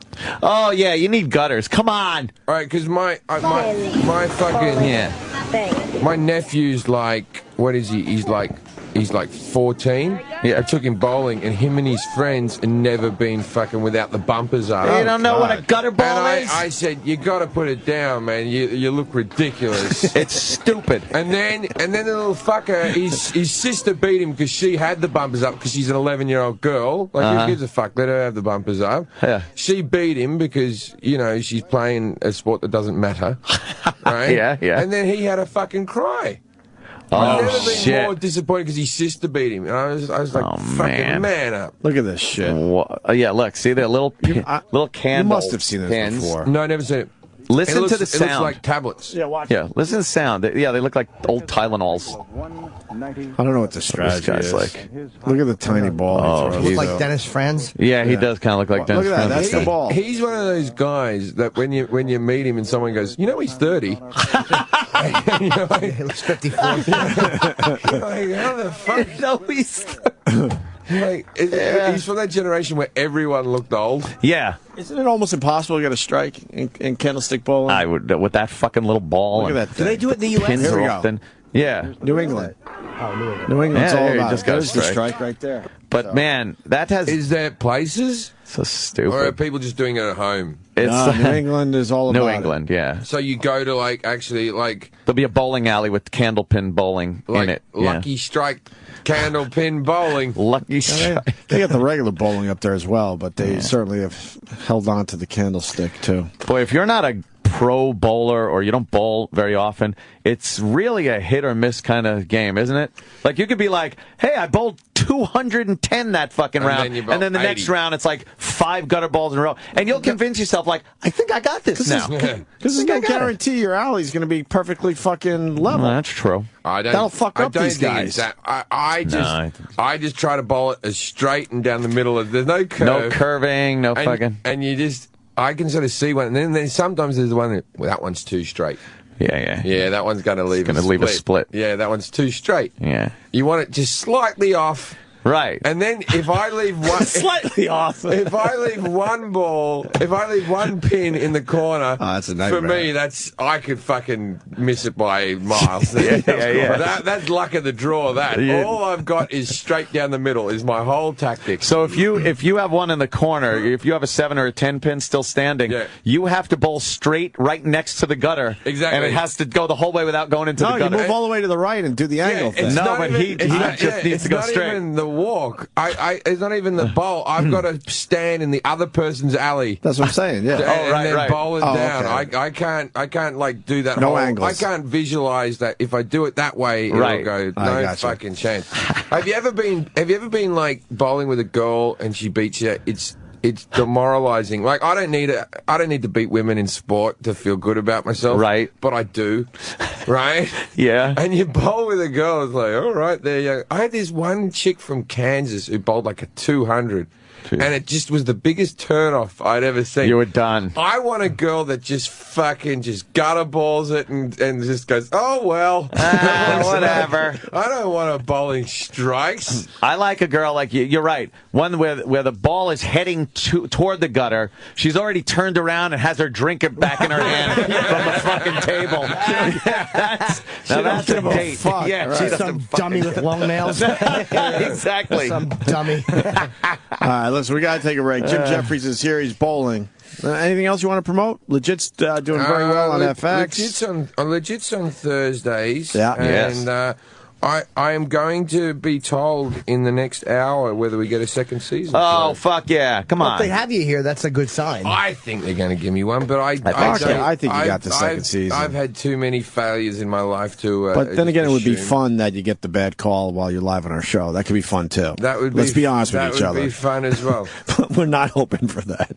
I think you got the second season. They wouldn't bring you here for if you Yeah, were. they would have saved the fucking airfare. I hope so. At the moment, I was. Why can't they just tell you? Because they know right now. They have announcements to make, and maybe we got it, but there's a stipulation or something. I don't know. Man. Maybe they'll ring up and go, "You have a second season, but less retards in this season." Oh no! Which will be tricky. Yeah. Because my brain always goes straight to retard. I was trying to write an episode the other day that was a funeral episode, and all I could think was, all right, so one of Billy's friends dies, right? And then all my brain was doing was, wouldn't it be great to have 6 Down syndrome people carry a coffin? Right? They're the pallbearers. Right? That's what I've written. That's all you've written so far. All I've written. It's a good start, though. I'm sitting there going, it all builds from there. Yeah, that's our jumping off point. And you hear a horrified scream, and then the next shot is them walking out, and then you see the lid dangling, and you realize they're carrying it upside down. Episode written. All right, there it is. All right. I'm taking that, Jim. That's good. Jim Jefferies, everyone. He's going to continue with us. Stay there. Thanks for calling the Opie and Anthony FU line. Here's the latest batch of FUs. Fuck you, Fandango. Yeah, here's the big FU to my fucking drone. Spent $3,000 on it, crashed it twice, spent another $3,000 fixing it. Fuck you, drone! Fuck you! Hey, sir, one of you bozo callers complain about the ecstasy of gold playing during the intro. It's too long. What the fuck are you talking about? It's the most epic intro to the most epic radio show ever. Fuck you! Fuck you! Hey, this is a fuck you to Jimmy Norton. I recently watched you on Red Eye. Fuck. You look fabulous. Growing a bit of hair, wearing black chiseled chin. Fuck. You look fabulous. Fuck you! I don't give a fuck. I'll sing all day. I don't give a fuck. I'm not singing anyway. I don't give a fuck about you. Fuck you. Fuck you. Fuck you. Fuck you very much for ruining another goddamn song. Every time I hear the show opener, Clear the Lane, it gets to the drum drop, and don't I hear in my fucking head, big jelly tits. Fuck you. Fuck you. This FU goes out to one-ply toilet paper. Really? You make me virginize my ass with my own finger because you're so cheap you can't even handle a somewhat sloppy shit? Or wipe my ass, my fingers almost goes halfway up my butt. Now you can't even say I'm an anal virgin anymore. Am I fucking gay? Fuck you, one-ply toilet paper. Fuck you. Call the Opie and Anthony FU line. 866-FU line 1. That's 866-FU line 1. Sirius XM. This is the Opie and Anthony Show. I'm not acknowledging Lady Gaga Day that E-Rock decided to do. We like our themes, but I don't believe in it. Oh, it's a lovely song. Before we get back to Jim Jefferies, I got to read this pastrami thing really fast. Masked Sexual Flavors is the new way to foreplay, available in 4 tantalizing flavors. These oral gel strips will be the spark to light your bedroom flame. Visit sexualflavors.com to purchase or find a retailer near you. Jim Jefferies in studio. He's doing some bowling today. Of course, the star of Legit on FX. Yes. And I was asking you about, I think it was the last episode, the character Pinball. Yeah. And he's based on a real person. Based on a real person? Yeah, that was based on a real incident where I raced a couple of mentally challenged people in a home once. Oh, right, yeah. You've told that story on the show. Yeah. But what's weird about legit, you don't know if they're actors or if they're real. I mean, Rodney... Most of our disabled people are mentally or physically, yes. But occasionally, though, I don't even have the option. It's like I said... there was a scene where I was meant to be chatting in a bar with a couple of comics, and I thought, who are a couple of nice blokes who deserve a break, who are comics? So I picked a couple of guys I knew in LA, and one of them was Brad Williams, and Brad Williams is a dwarf. And then I was like, I didn't even need to choose a dwarf for that. It just so happens. I must have a hard-on for this. Yeah, just for fucking freaks. And then this episode tonight, we have Vern Troyer, who's mini-me, singing the national anthem at a baseball game. That's great. And originally, we had Charo in the script, and then Florence Henderson was meant to come down. We were trying to get like a kitschy celebrity to do it. And then none of them were available. And then it was like, oh, fuck it, let's get Vern Troyer, mini-me. And then it was like, another disabled person. How did this happen? We didn't even... Is he cool? He was, well, he seemed cool, yeah. And how tall is he really? Is he like this? He's 2 feet? He's shorter than my 4-month-old son. Wow. Yeah, he's under 2 feet.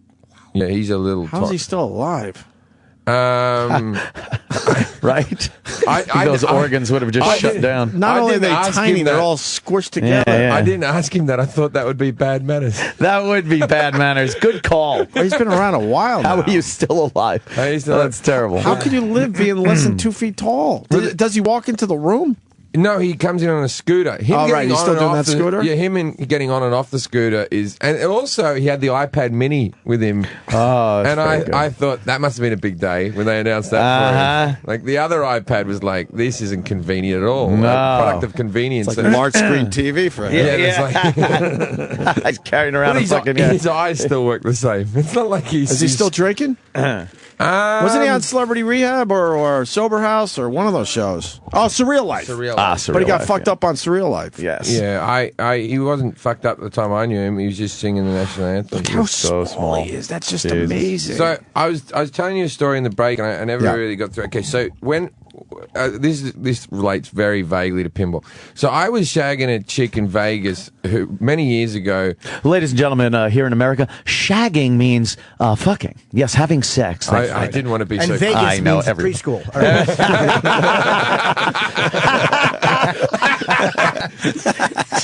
So I'll tell the name of the girl was Samantha Harris. She's a redheaded ex Playboy model. Let's have a look at her. Yeah, you can have a look at her. She's very pretty when done up. Put redhead. Samantha Harris redhead. How many years did he get her after she was in Playboy? That's kind of important. This is no, she's still in her 20s. It was still within the range. There she is. There. Oh, Get geez. one. Oh my God. Wow. Yeah, dude, come on. Yeah, but in the morning she looks like a burn victim. Anyway, come on, really? No, she's all right. No, she's a very pretty girl. A little too freckly. She's actually very nice. She had abs. Didn't work out. She had abs on her. It was unbelievable. But, really? So I was seeing her, and I would still say she's a very nice girl. So she was living in a house. She was working by the pool in Vegas, earning however much they earn in tips, where it's just pretty girls in bikinis serving drinks, right? Yeah. She was living in a house with another 6 girls who all did this job, right? And they're all fucking... you see there, she's a slightly retarded look to her. Anyway, so she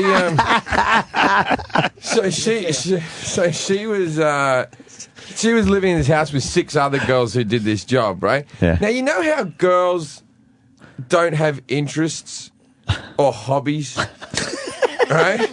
Besides themselves, like men are like, I'm Jim, and I also like cars and pinball machines. And when I was a kid, I used to make models and watch soccer, and you know what I mean? Like men have shows they like and things they're into, and women just have like, I like my hair to look good. You know what I mean? Like sometimes ugly women have interests, but good-looking ones. Not so much. They don't have hobbies. I don't care. Like, your wife's a very good-looking woman, right? Does she have a hobby? Yeah, I think so. No, if you have to think so. If you have to think about it. My mum's a fat, unattractive woman. She collects teddy bears and dolls. Oh, so she has hobbies. Good-looking women don't have hobbies. They're too busy fucking maintaining the facade, right? The facade. But what they'll do is, if they like a guy, they will all of a sudden just pick up your hobbies. No, you know what I mean? Where they'll be like, okay, we're going to go see the Dodgers. I love them, right? So I like pinball machines, right? Always like pinball machines. Now I got a bit of money. I've bought myself some pinball machines, right?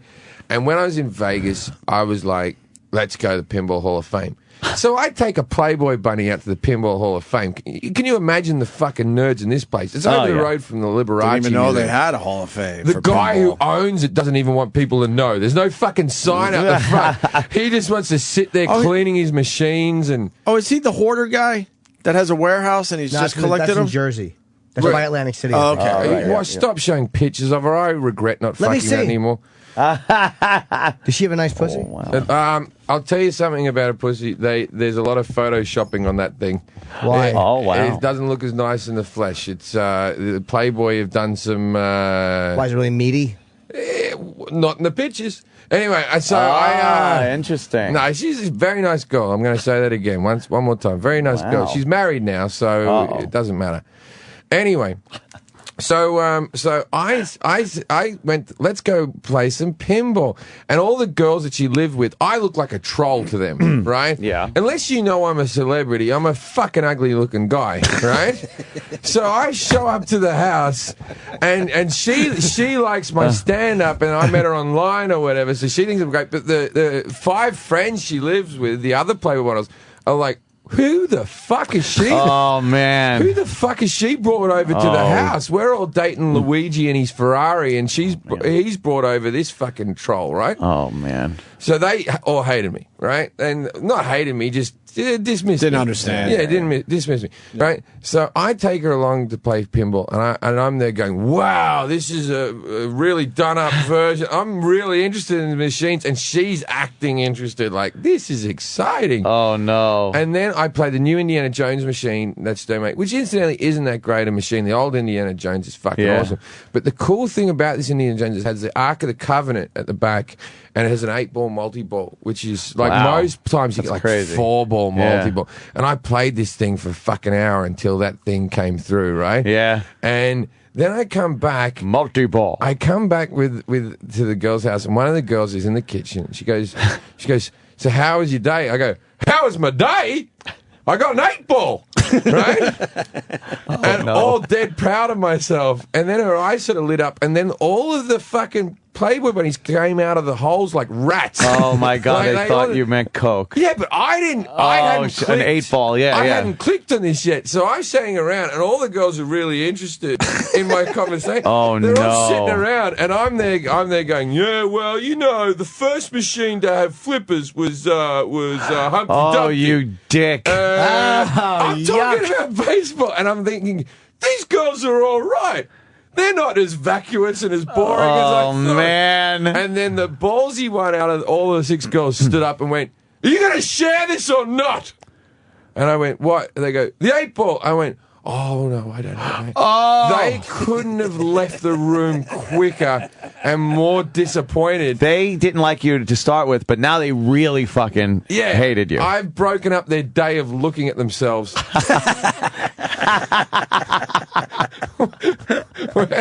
You know, they were tanning or something, and I interrupted that with my lies. Wow, that's funny. Holy shit. There she is. She has a tremendous body. She just makes a living out of bikini competitions. See, that's another thing that fucking females make. Bikini. What the fuck are you...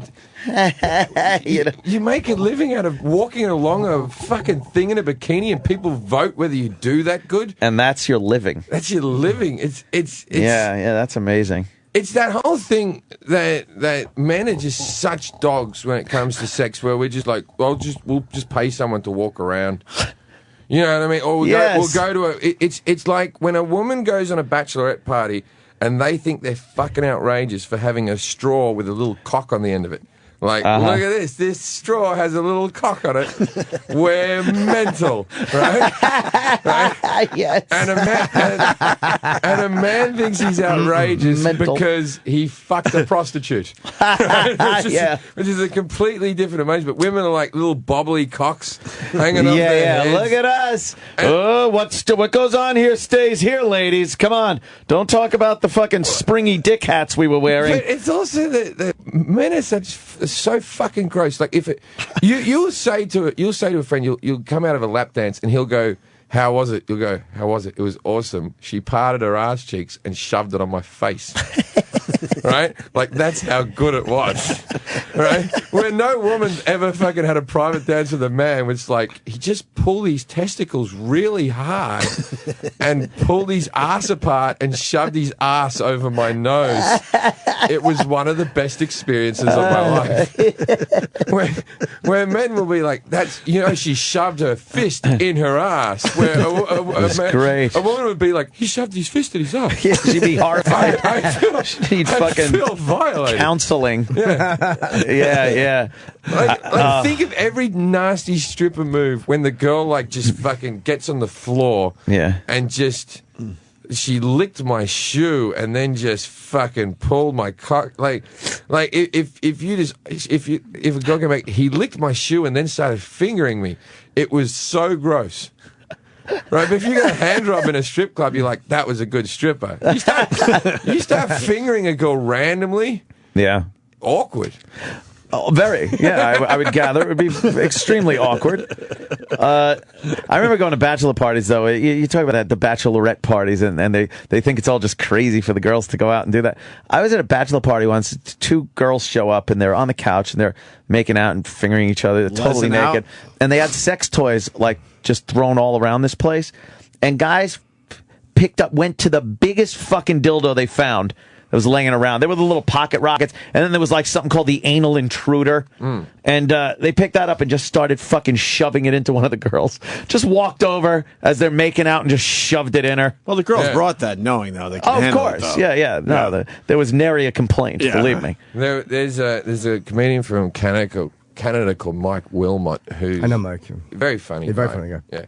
And we were at a bachelor party, and he's he wears glasses, right? And everyone's getting lap dances or whatever, and there was one girl walking around stripping, and she comes up to Mike, and she pulls his glasses off, and she puts one handle up her ass and one handle in her cunt, and then she pouts it so that the glasses start probing out like that. Shit. Then she pulls both of them out, she licks the handles, and then she puts them crookedly back at his face. And he goes, "I'm sure that was very good, but I didn't see a thing."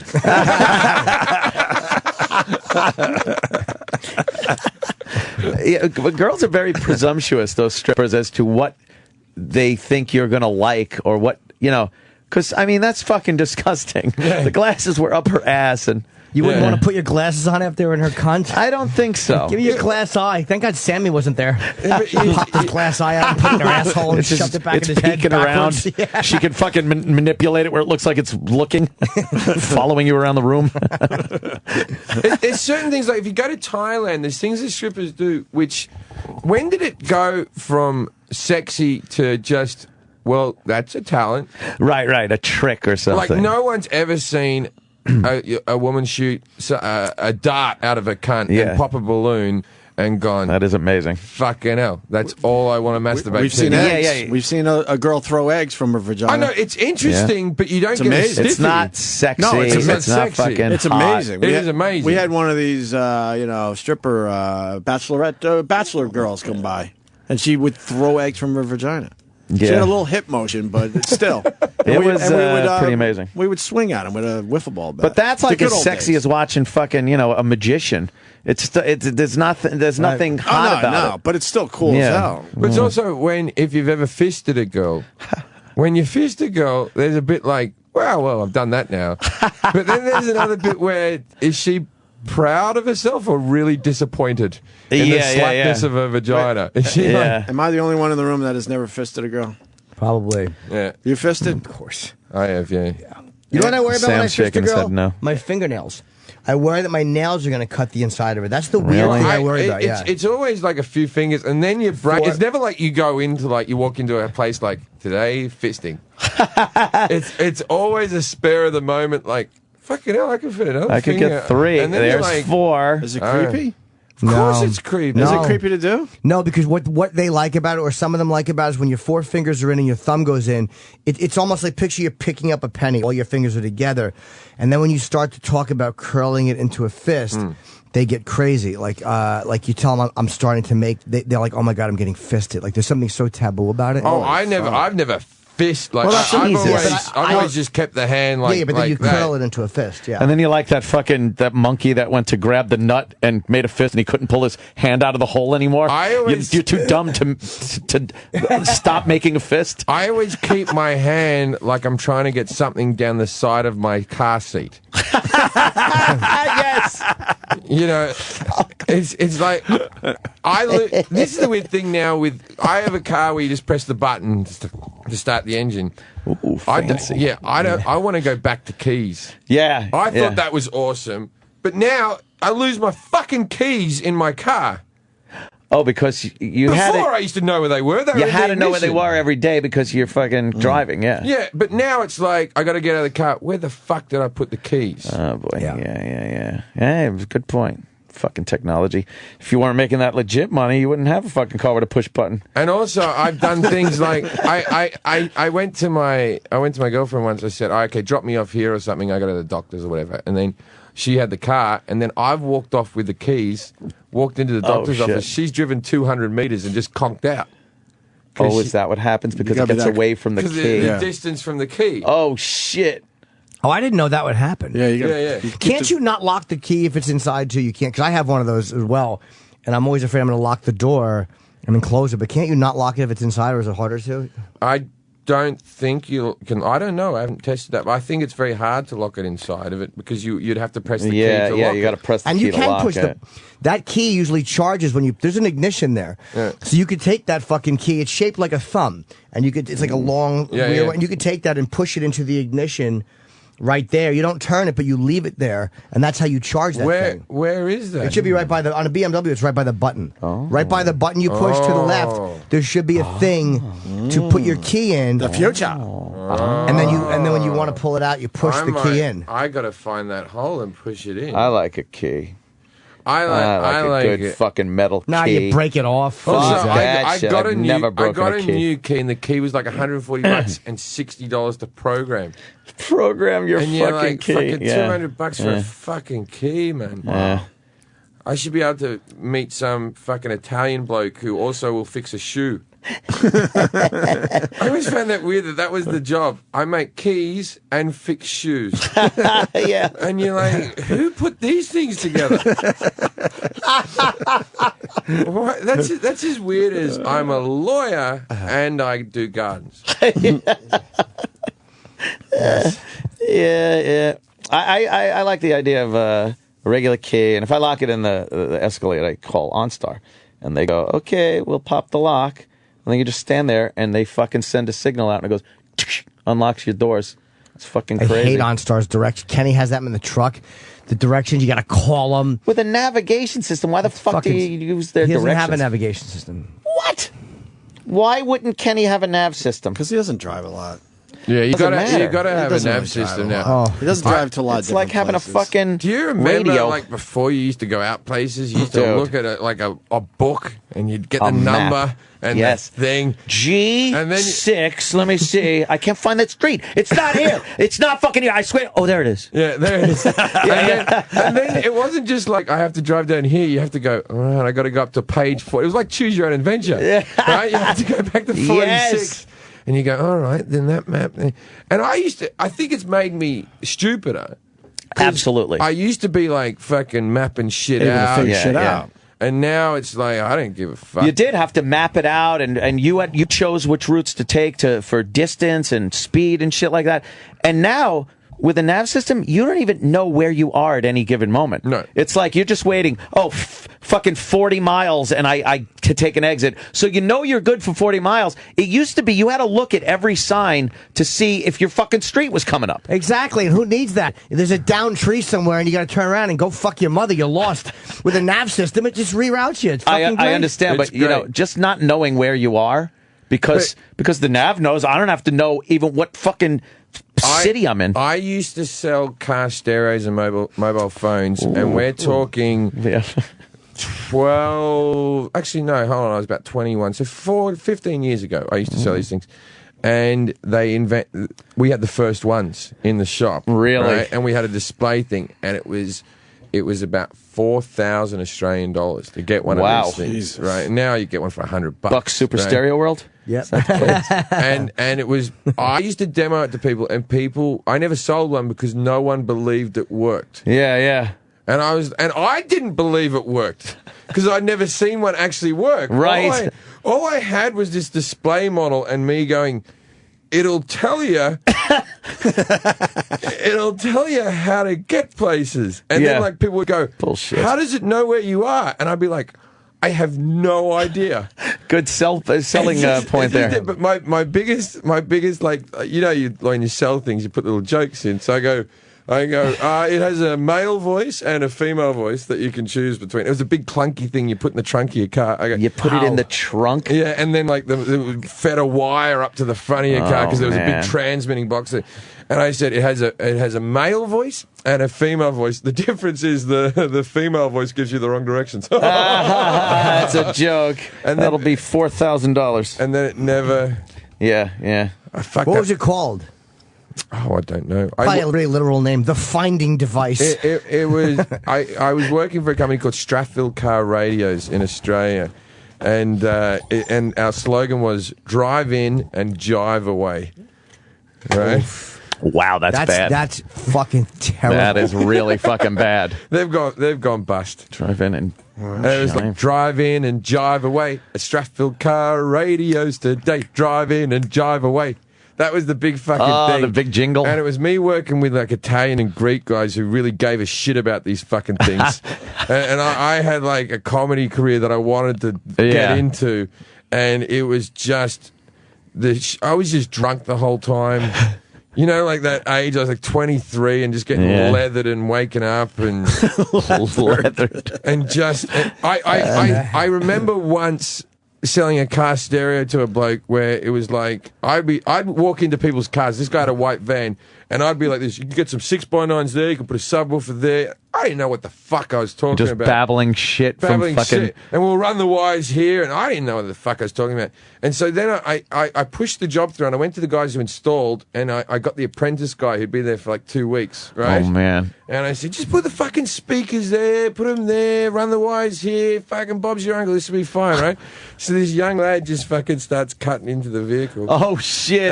And I told him where to put the speakers. He gets the saw out and goes, the fucking support beam on this truck, right? No. He cuts through it and the roof just starts caving in. No.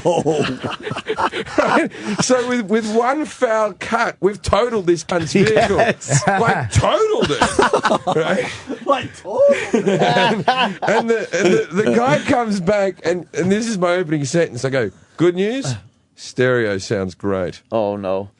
Bad news, you're gonna have to see your car. It was fucking, the roof was caved in. Fuck. And Jesus. You just have to apologize profusely. What a dummy. Did they just replace his truck? I think we had insurance. The company had insurance for things such as that. We had another one where there was new BMWs, and you test all the wires, and no one had this. There was if you tapped one wire, the airbag went out. Oh shit! And no one knew this about the new BMWs, right? So this guy's gone and he's sitting in the driver's seat, and he's pulled the stereo out to put a new stereo in, and he's tapping all the wires, and then poof, right?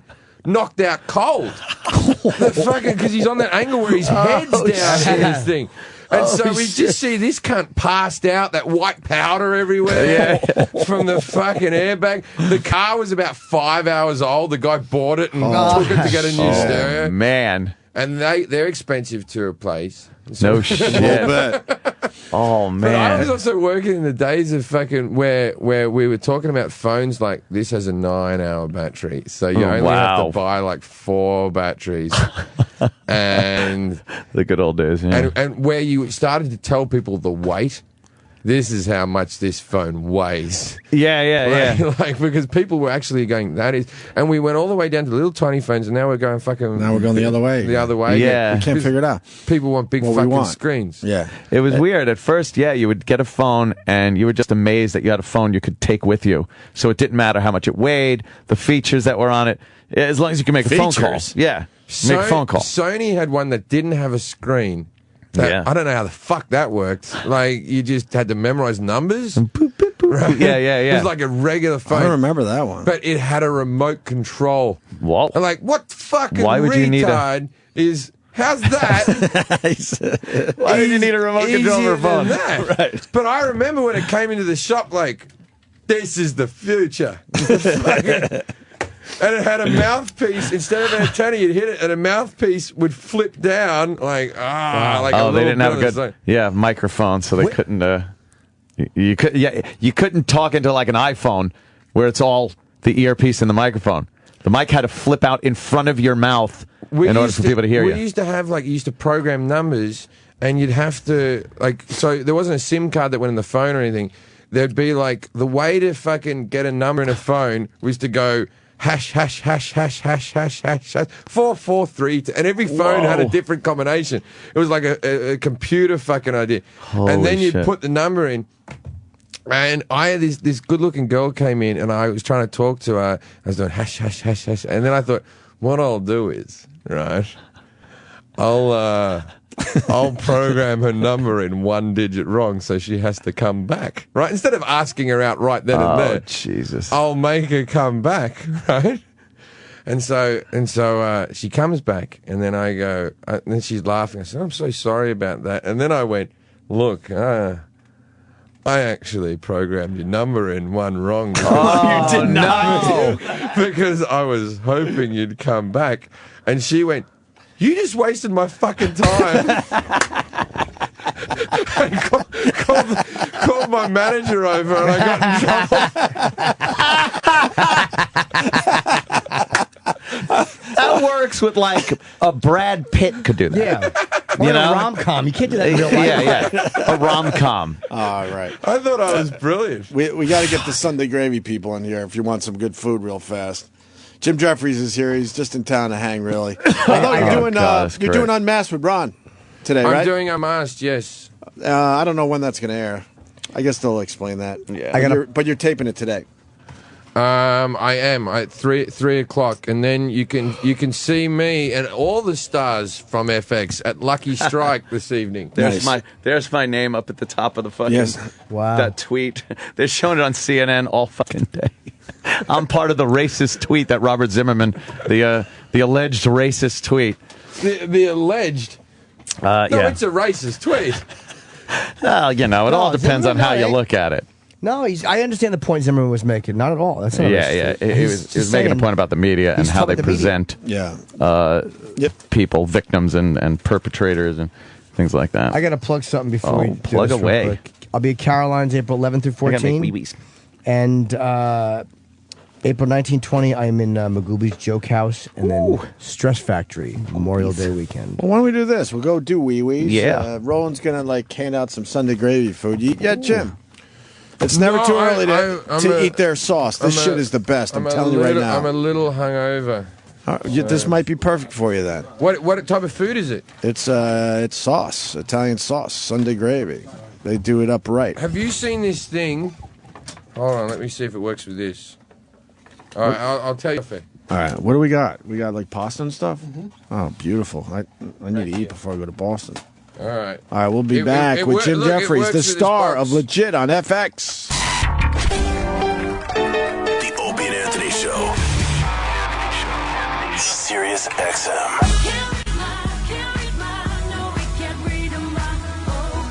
I think it can do. Yeah.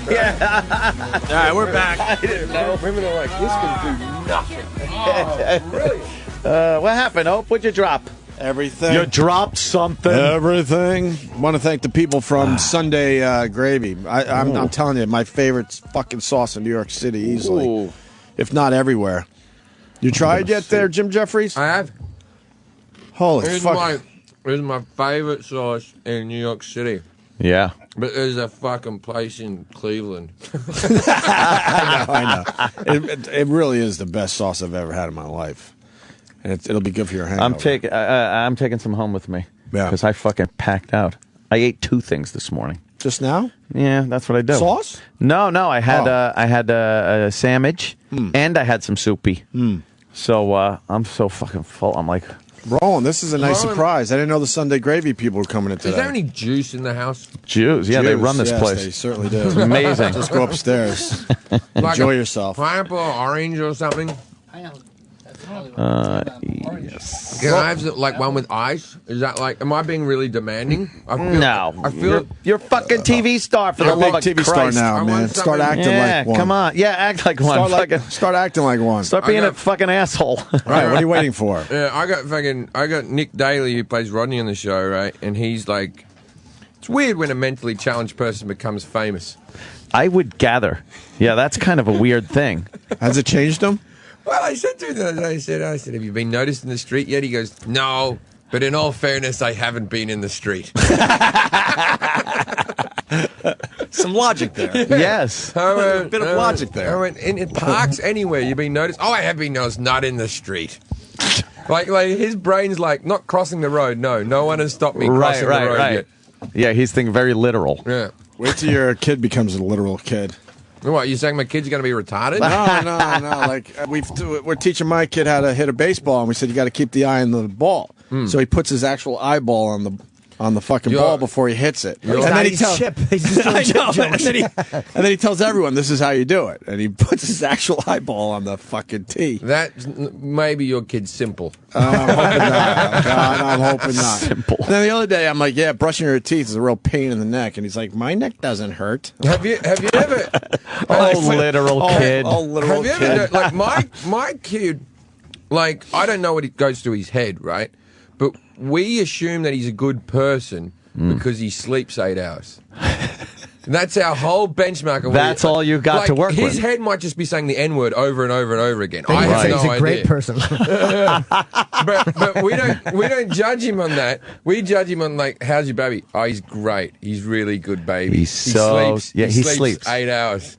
And like, is that the benchmark on someone? I guess so, until they start, becoming a real person. No, you make a lot of sense. Yeah. You feel like you got a good kid if they're doing just the most basic shit like that. Tony's outside. I think he wants to say hi because he's popping his head through the my girlfriend Our old engineer, will give a round of applause to a baby rolling over, right? I bought her a fucking car, nothing. Priorities. Yeah. Just had a nice chat with our old governor in New Jersey. Did you? In the bathroom? No, outside. Oh, Jesus. What a lovely man. Yeah? Was he nice? Why doesn't he come in here? He's doing POTUS interview. Oh. And What is it? Peanut? What? He asked where I was from in New Jersey. POTUS. We took a picture, and he was just chatty about different places in Jersey. Very nice. Yeah? Yeah, really nice man. Did you chats about old truck stops and rest? Well, we mentioned a few areas. What happened to we both knew what the other one meant. I was like, what happened to that one on 78? He's yeah, that one. Ixnay on that one. Roland, do we have to get a plug in for the Sunday Gravy guys? Are they good? Oh, you fucking Roland. What do we got? Sunday Groovy. Huh? Sunday Groovy. Let these guys get a plug in. What is that? I was out of the room. What is exactly in there? It's Sunday Gravy. What is that? All soup? the meat you could think of. It's a lot of different meat. I'll have one bite of it. I can hand me one. It's delicious. Thanks. Really is ridiculous. How come you can't eat it on Thursday? Cocksuckers. Yo, let these guys get their plug in real fast because I want them to come back. What do you got? Slow braised. Get in. Get on the mic. Am I not on? It's like you've never done radio before. Yeah. Well, get on the bill. I don't think that's turned on that mic. Is Yeah, it? go ahead. Yeah. So Sunday Gravy. It's a slow braise of pork and beef, slow braised on the bone, 6 to 8 hours, in tomato, basil, garlic, onions. We had sausage and meatballs. And, Maron. Yeah. So. Like my mother used to make. And we're God bless her. How good is that, Jimmy? I see you enjoying that. Is that the best shit ever? I can't eat this today. Oh, Tomorrow night I'm going to eat better. I can't eat today. Don't eat it today. What are you dieting for? You got something big coming up? Yeah, tomorrow. Yeah. That's finally here. He's recording another special? In Boston. Yeah. Oh, good But you just get tired of the fucking self-hatred and the fucking mushy tits in the body, so that's fucking delicious. Wow. I tell you what, there was a bit when we were filming the TV show where I lost weight before the first episode, and you can progressively see me get fatter through the season. like not just like a little bit, like it's noticeable. By episode 13, I'm fat, right? And I kept on thinking, like, this is the time in my life where I really should, because maybe someone will see me and think he's a funny guy, let's put him in a movie, right? But nah, old fucking fatty. Right, and I'm not funny fat either. Where like, you know, Farley was funny fat. Yeah, I should commit to getting really fat or really thin because this in between thing's not fucking doesn't funny, work. You're not right? John Candy. You're not fucking Chris Farley. Right. Anyway, but it was the catering on the set. I was on like a 3 donut a day. Oof. And then like the guy would bring around a tray of cookies, and then like you get to that stage where you're like, whoa, one cookie won't hurt me. And then by episode 13, it was like, I'm already fat. Might as well. Fuck it. All in. Caution to the wind, motherfucker. Yeah. Fuck it. That all in shit. Yeah, I'm fat now. Let's fucking ride this fat train. You gotta fight so you don't go all in. All right, Sunday Gravy people, thank you. Thank you. That was delicious. I don't know where are you located and all that right shit. here. Oh. We're located in, we moved to northern Jersey, about 45 minutes outside the city, but we're doing So you got an amazing sauce that no one could really get. That's a great business Is this plan. just sauce it's for like available online at Sunday Gravy NYC. Mister? Sunday Gravy NYC Does this go on, online. on like fucking spaghetti and stuff? Yes. Oh, Throw that over a pasta. Can you imagine? Oh, I just ate. I never actually Hang on, ate hang on. fucking sauce before. It's so good. What? I can imagine, yes. You you asked me if I could, and I was thinking about it. Imagine, if you will, in the world of imagination, Excellent. pasta with sauce on it. I want to eat that whole thing. You're fucking right. You want to eat the whole thing, right? Thank you, Sunday Gravy. Spoon it into your mouth. Thank you. Thanks, man. I had 3 little nibbles, and then you have to tell yourself no. It's I'm going to take it's like one when of the people little say, bags. I can't even imagine. And whenever someone says that, they really can't imagine. You can imagine and it. that's why they're saying it. Yeah. I can't imagine that someone would do that. No, you can. You can. People are Or assholes. when they ask it rhetorically, can you imagine? Yes. Just tell them yes. That girl fell asleep and he fucked her in the ass. Can you imagine? Yeah. Yeah. Bet I can. Very vividly. Sure can. We should start wrapping up. We got trains to catch. Yep. And it's not going. I thought maybe last minute you'd go, fuck it. I'm gonna relax. No, I got a poker game. Nice. That'll be good. And then it's Easter Sunday, right? Yes, I went off poker when they got rid of the online stuff. Yeah. I've had to find some games, but I play at my house. I have some friends come over and play some poker at my house. It's kind of fun. They took everything out of my account for cheating. What? Me and my brother were cheating, so that was fair enough. How'd they find out? We would get on. My brother wasn't really into it, so we were playing $5 games. But we would go on games. He'd be in Australia and I'd be here, and we'd Skype each other, and we'd muscle up against people. You tell each other what you have. I'd go, I got this, and we were going under our grandmother's names. I was Betty Bell, and he was Mavis Duff, right? Grandma's names. Yeah, like our 2 grandmothers' names. Yeah, and those 2 ladies never liked each other. We thought it was funny that they always met up for a poker They're in the game. same room. It's amazing. Look at them. How'd you get caught? Because I think Collusion, Yeah, the collusion. They could start looking at. There was times when I was folding like pocket jacks if he had pocket kings. Like they're going, who fucking folds these off the flop? Right? Like they could see little bits of cheating going. on. And so, but the thing was, this is the weird thing. So I was playing $5 games with my brother. By myself, I was playing like $100 games. Or 50. Oh yeah. I would do that too. Yeah. And I amounted like $700 in my account, and they fucking took all my money because my $5 cheating. I wasn't Jesus, take my $5 I didn't cheat cheating. on my $100 cheating. Right. I wasn't cheating on the $100 I wasn't game. cheating on the 100. I was Right. just dicking around with my brother. Yeah. Who incidentally is a cop, right? I was part of one of these online things, and you take the credit card, put money in, and this fucking I I lost it all, whatever. But then they emailed me and said, Mr. Cumia, your bank did not give us the money. Like, apparently the bank said, no, we're not going to. They gave me credit for it, and I played with a lot of their money over the course of quite a while. Yeah. But the bank at some point just said, no, we're not giving you the money. And they were like, so could you please get in touch with us where we can arrange to have you give us this money? I'm like, fuck you. What do you think? I'm going to fucking, I lost it. That's not my problem. I don't give a shit. Your fucking mistake. Who is that woman who's the mayor of somewhere that lost? Mike Bloomberg. No, she lost $1 billion in the Jack in the Box fortune. Oh no! Online gambling. She was the mayor of, I think, maybe San Diego or something. Really? Wow. She lost $1 billion online gambling, right? But then after she lost the billion, right, she lost $3 million that was from her late husband's charity that she dipped into that, and that's why she could go to prison. And now the court case is saying, she's got a tumor in the brain that's making her judgment a little bit fucking. How do you lose $1 billion? Online gambling. She lost the entire Jack in the Box fortune. If you have $1 billion, why would you do anything with that? But was $1 billion or the attorney for them? No, she inherited all. Her late husband was the guy from the family line. What a worthless cunt. What's the table max at some of those rooms? $1 million? I want to play the $1 million game. Here it is. Former mayor of San Diego. What a worthless cunt. $1 billion gambling addiction. That's 1,000 stacks of $1 million. Yeah, or 1 million stacks of 1,000. Wow. A decade-long binge where she lost $1 billion. That's $100 million a year. Yeah. Holy shit. What a fucking worthless cunt. What a mush, too. She can't win a fucking... Jesus. Yeah. You think you could really muscle the table with a big stack. Wow. Jesus. Yeah, and she was mayor of a fucking. So she mayor. Obviously, people didn't think she was a fucking dummy. Yeah. And then Stockton, California, though that's where it was. The Jack in the Box, fucking like the rest of the restaurant, the fast food place, Jack in the Box. Yeah. Jack in the Box, yeah. Or I thought she sold those things that went. Bing, ding, bing, ding, bing, yes. bing, bing, bing, she handmade them and sold $1 billion of them for $1 each, and then lost her fortune. I always find that Jack in the Box like adverts. The guy with the round head, creepy.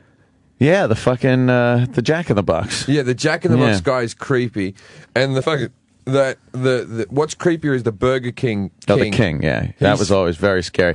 Somebody wakes up and he's just hovering over your bed. Yeah, like that. I'd fucking lay some rounds into him.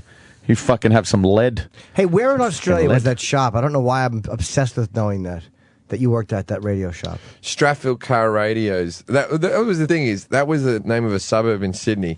Strathfield Car Radios, but then it became a chain, and they still just called it by the suburb. That, regardless of where it was. So Strathfield. Strathfield. So that was a suburb of Sydney you lived? Yeah. Strathfield was a suburb. I worked in the Artarmon Strathfield Car Radios. Where's that? The Northern Beaches of Sydney. What street was it on? I'm really curious. Why? I don't know. That's hilarious. You think I made this up? No. But But you don't know anything about Australia. Here's what it is.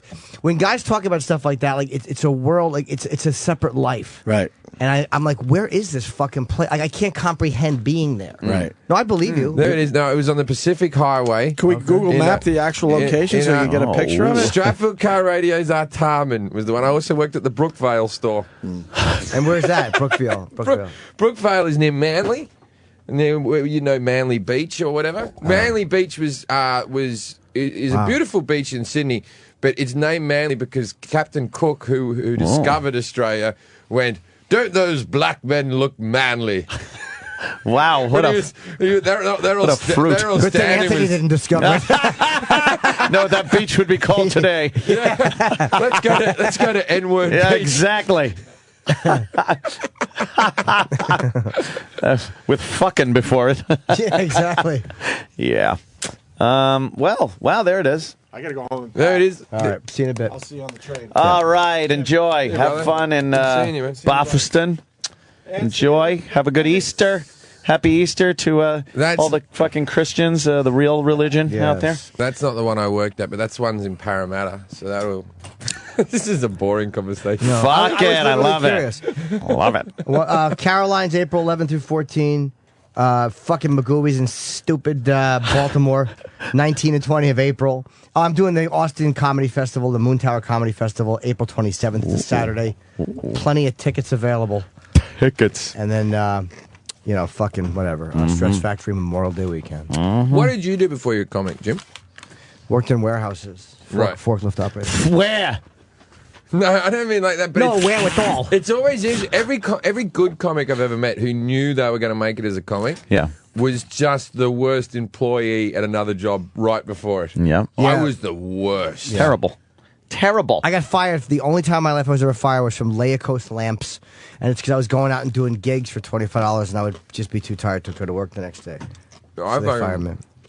I would talk about it all the time. I was terrible because I wanted to do radio. I honestly wanted to do radio or have my band kind of do something. I did not want to work for a living, so I did just enough work to not be fired, and even that I pushed it on a daily basis. I was the worst employee ever. I would find areas where speakers were stacked up where I could hide. Yeah. Go to sleep in the shop, like hide.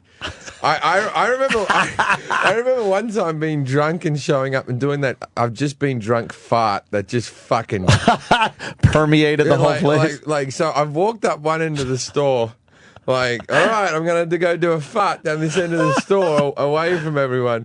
And then this woman comes in, she's after something, and then the manager walks over and like, Jim will help you out with that. And I've gone, oh no. Don't walk over here. Oh, no. She's walked over like, I just need the speakers for my, oh my. And like, that's oh my God. How embarrassing. And I'm just standing there in my fart. Just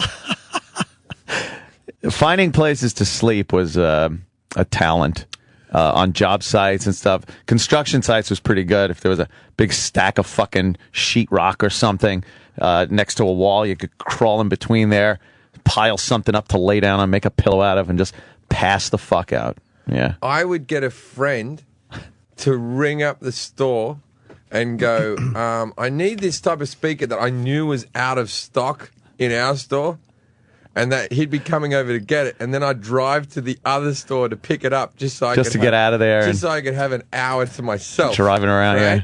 And then I'd just dick around the city, and then I'd get my friend to ring back up and go, actually, I'm not going to buy that. And then the boss would ring me, you can come back to the store. You don't have to get it. I'm not going to buy. Just so I could have 30, 40 minutes to myself. Like it was that elaborate just so I could do nothing. Yeah, clever ways to avoid working. Yeah. Fuck. I hated it. And I knew, like, I needed to know that I was going to do something else. Because the thought of doing sheet metal work for the rest of my life was not even an option. Do you ever remember when you told people you're going to be in radio or a comedian or what have you? I remember working in a bar in London and going, I'm going to be a comedian soon. I'm gonna be and they'd never seen me perform. And everyone's like, sure. Yeah. That sounds like, yeah. Yeah. You know, I remember telling my parents I was going to be a comedian. My parents, to this day, have never laughed at a single fucking thing I have said. and when they think I'm a very unfunny human being, right. and they went to go to them, I'm going to be a comedian, and just that look of, really? All right. People think you're going to make people laugh? My dad would come and watch me perform in front of a couple of thousand people. He'd be in a theatre and see, and then afterwards go. Just be bemused that those people were laughing. Like he'll just be like, "Really? What do they laugh at?" He'll say things like, "They seem to enjoy it." Will be what he'll say. Oh, my parents like Dame Edna Everage is like the pinnacle for them. You know her? No. It's Barry Humphries. It's a fucking he's a drag queen comedian. Oh no. I just got a text. Wow. Legit has been announced for a second season. There it is. Big announcement. Big announcement right there. That's breaking news. Breaking news. Very good. Congrats. Amazing. They say that right at 10. Jim Jefferies. right at 10 on the nose. Yeah, 10 on the nose. That's great. Wow. Wow, that's very cool. Very good. Now I got to write the fucking thing. Shit. Well, you already got the fucking retards. And the funeral. Retards carrying a coffin. Yeah. And that, I reckon I could space that out into a two-parter. Oh, now it'll write itself. Once All you the got that funny idea. things they do with they go tobogganing with it. Basically, season 2 is going to be Weekend at Bernie's with Down syndrome people. Right. Wow, that would be funny. Actually, that isn't a bad Gotta tell you, that's not a bad idea. I'm getting out of here. I'm leaving. The after show is coming at what? This? Oh, yeah. You want to read it? Go ahead. I got one. You got to read it. What's it for? Oh, you want to read it, Jim? Sure. All right, we're out, are we? Oh, not quite yet. If you liked 40-Year-Old Virgin and Knocked Up, well, you're going to love it. This is 40. The latest comedy from Judd Apatow. We had Judd in for this. This is 40 looks in on the lives of Pete and Debbie, played by Paul Rudd and Leslie Mann, a few years after the events of Knocked Up. After years of marriage, the couple struggles to balance romance, careers, their own aging parents, and their now teenage and 8-year-old daughters. All this while trying to figure out how to enjoy the rest of their lives. This is 40 features an all-star cast including Megan Fox, John Lithgow, Jason Segel, Melissa McCarthy, Lena Dunham, Graham Parker, and Albert Brooks. This is 40 is an honest, candid, and heartwarming comedy about the challenges and rewards of marriage and parenthood in the modern age. This is 40. It takes us through Pete and Debbie's milestone meltdown as they each turn 40 while trying to navigate sex, romance, career triumphs, financial hardships, and everyday life. This is 40. It's a very funny movie. Own it with digital download, where you can watch it anytime with Movies on Demand, 28 days before Netflix or Redbox. That's Judd Apatow's This is 40.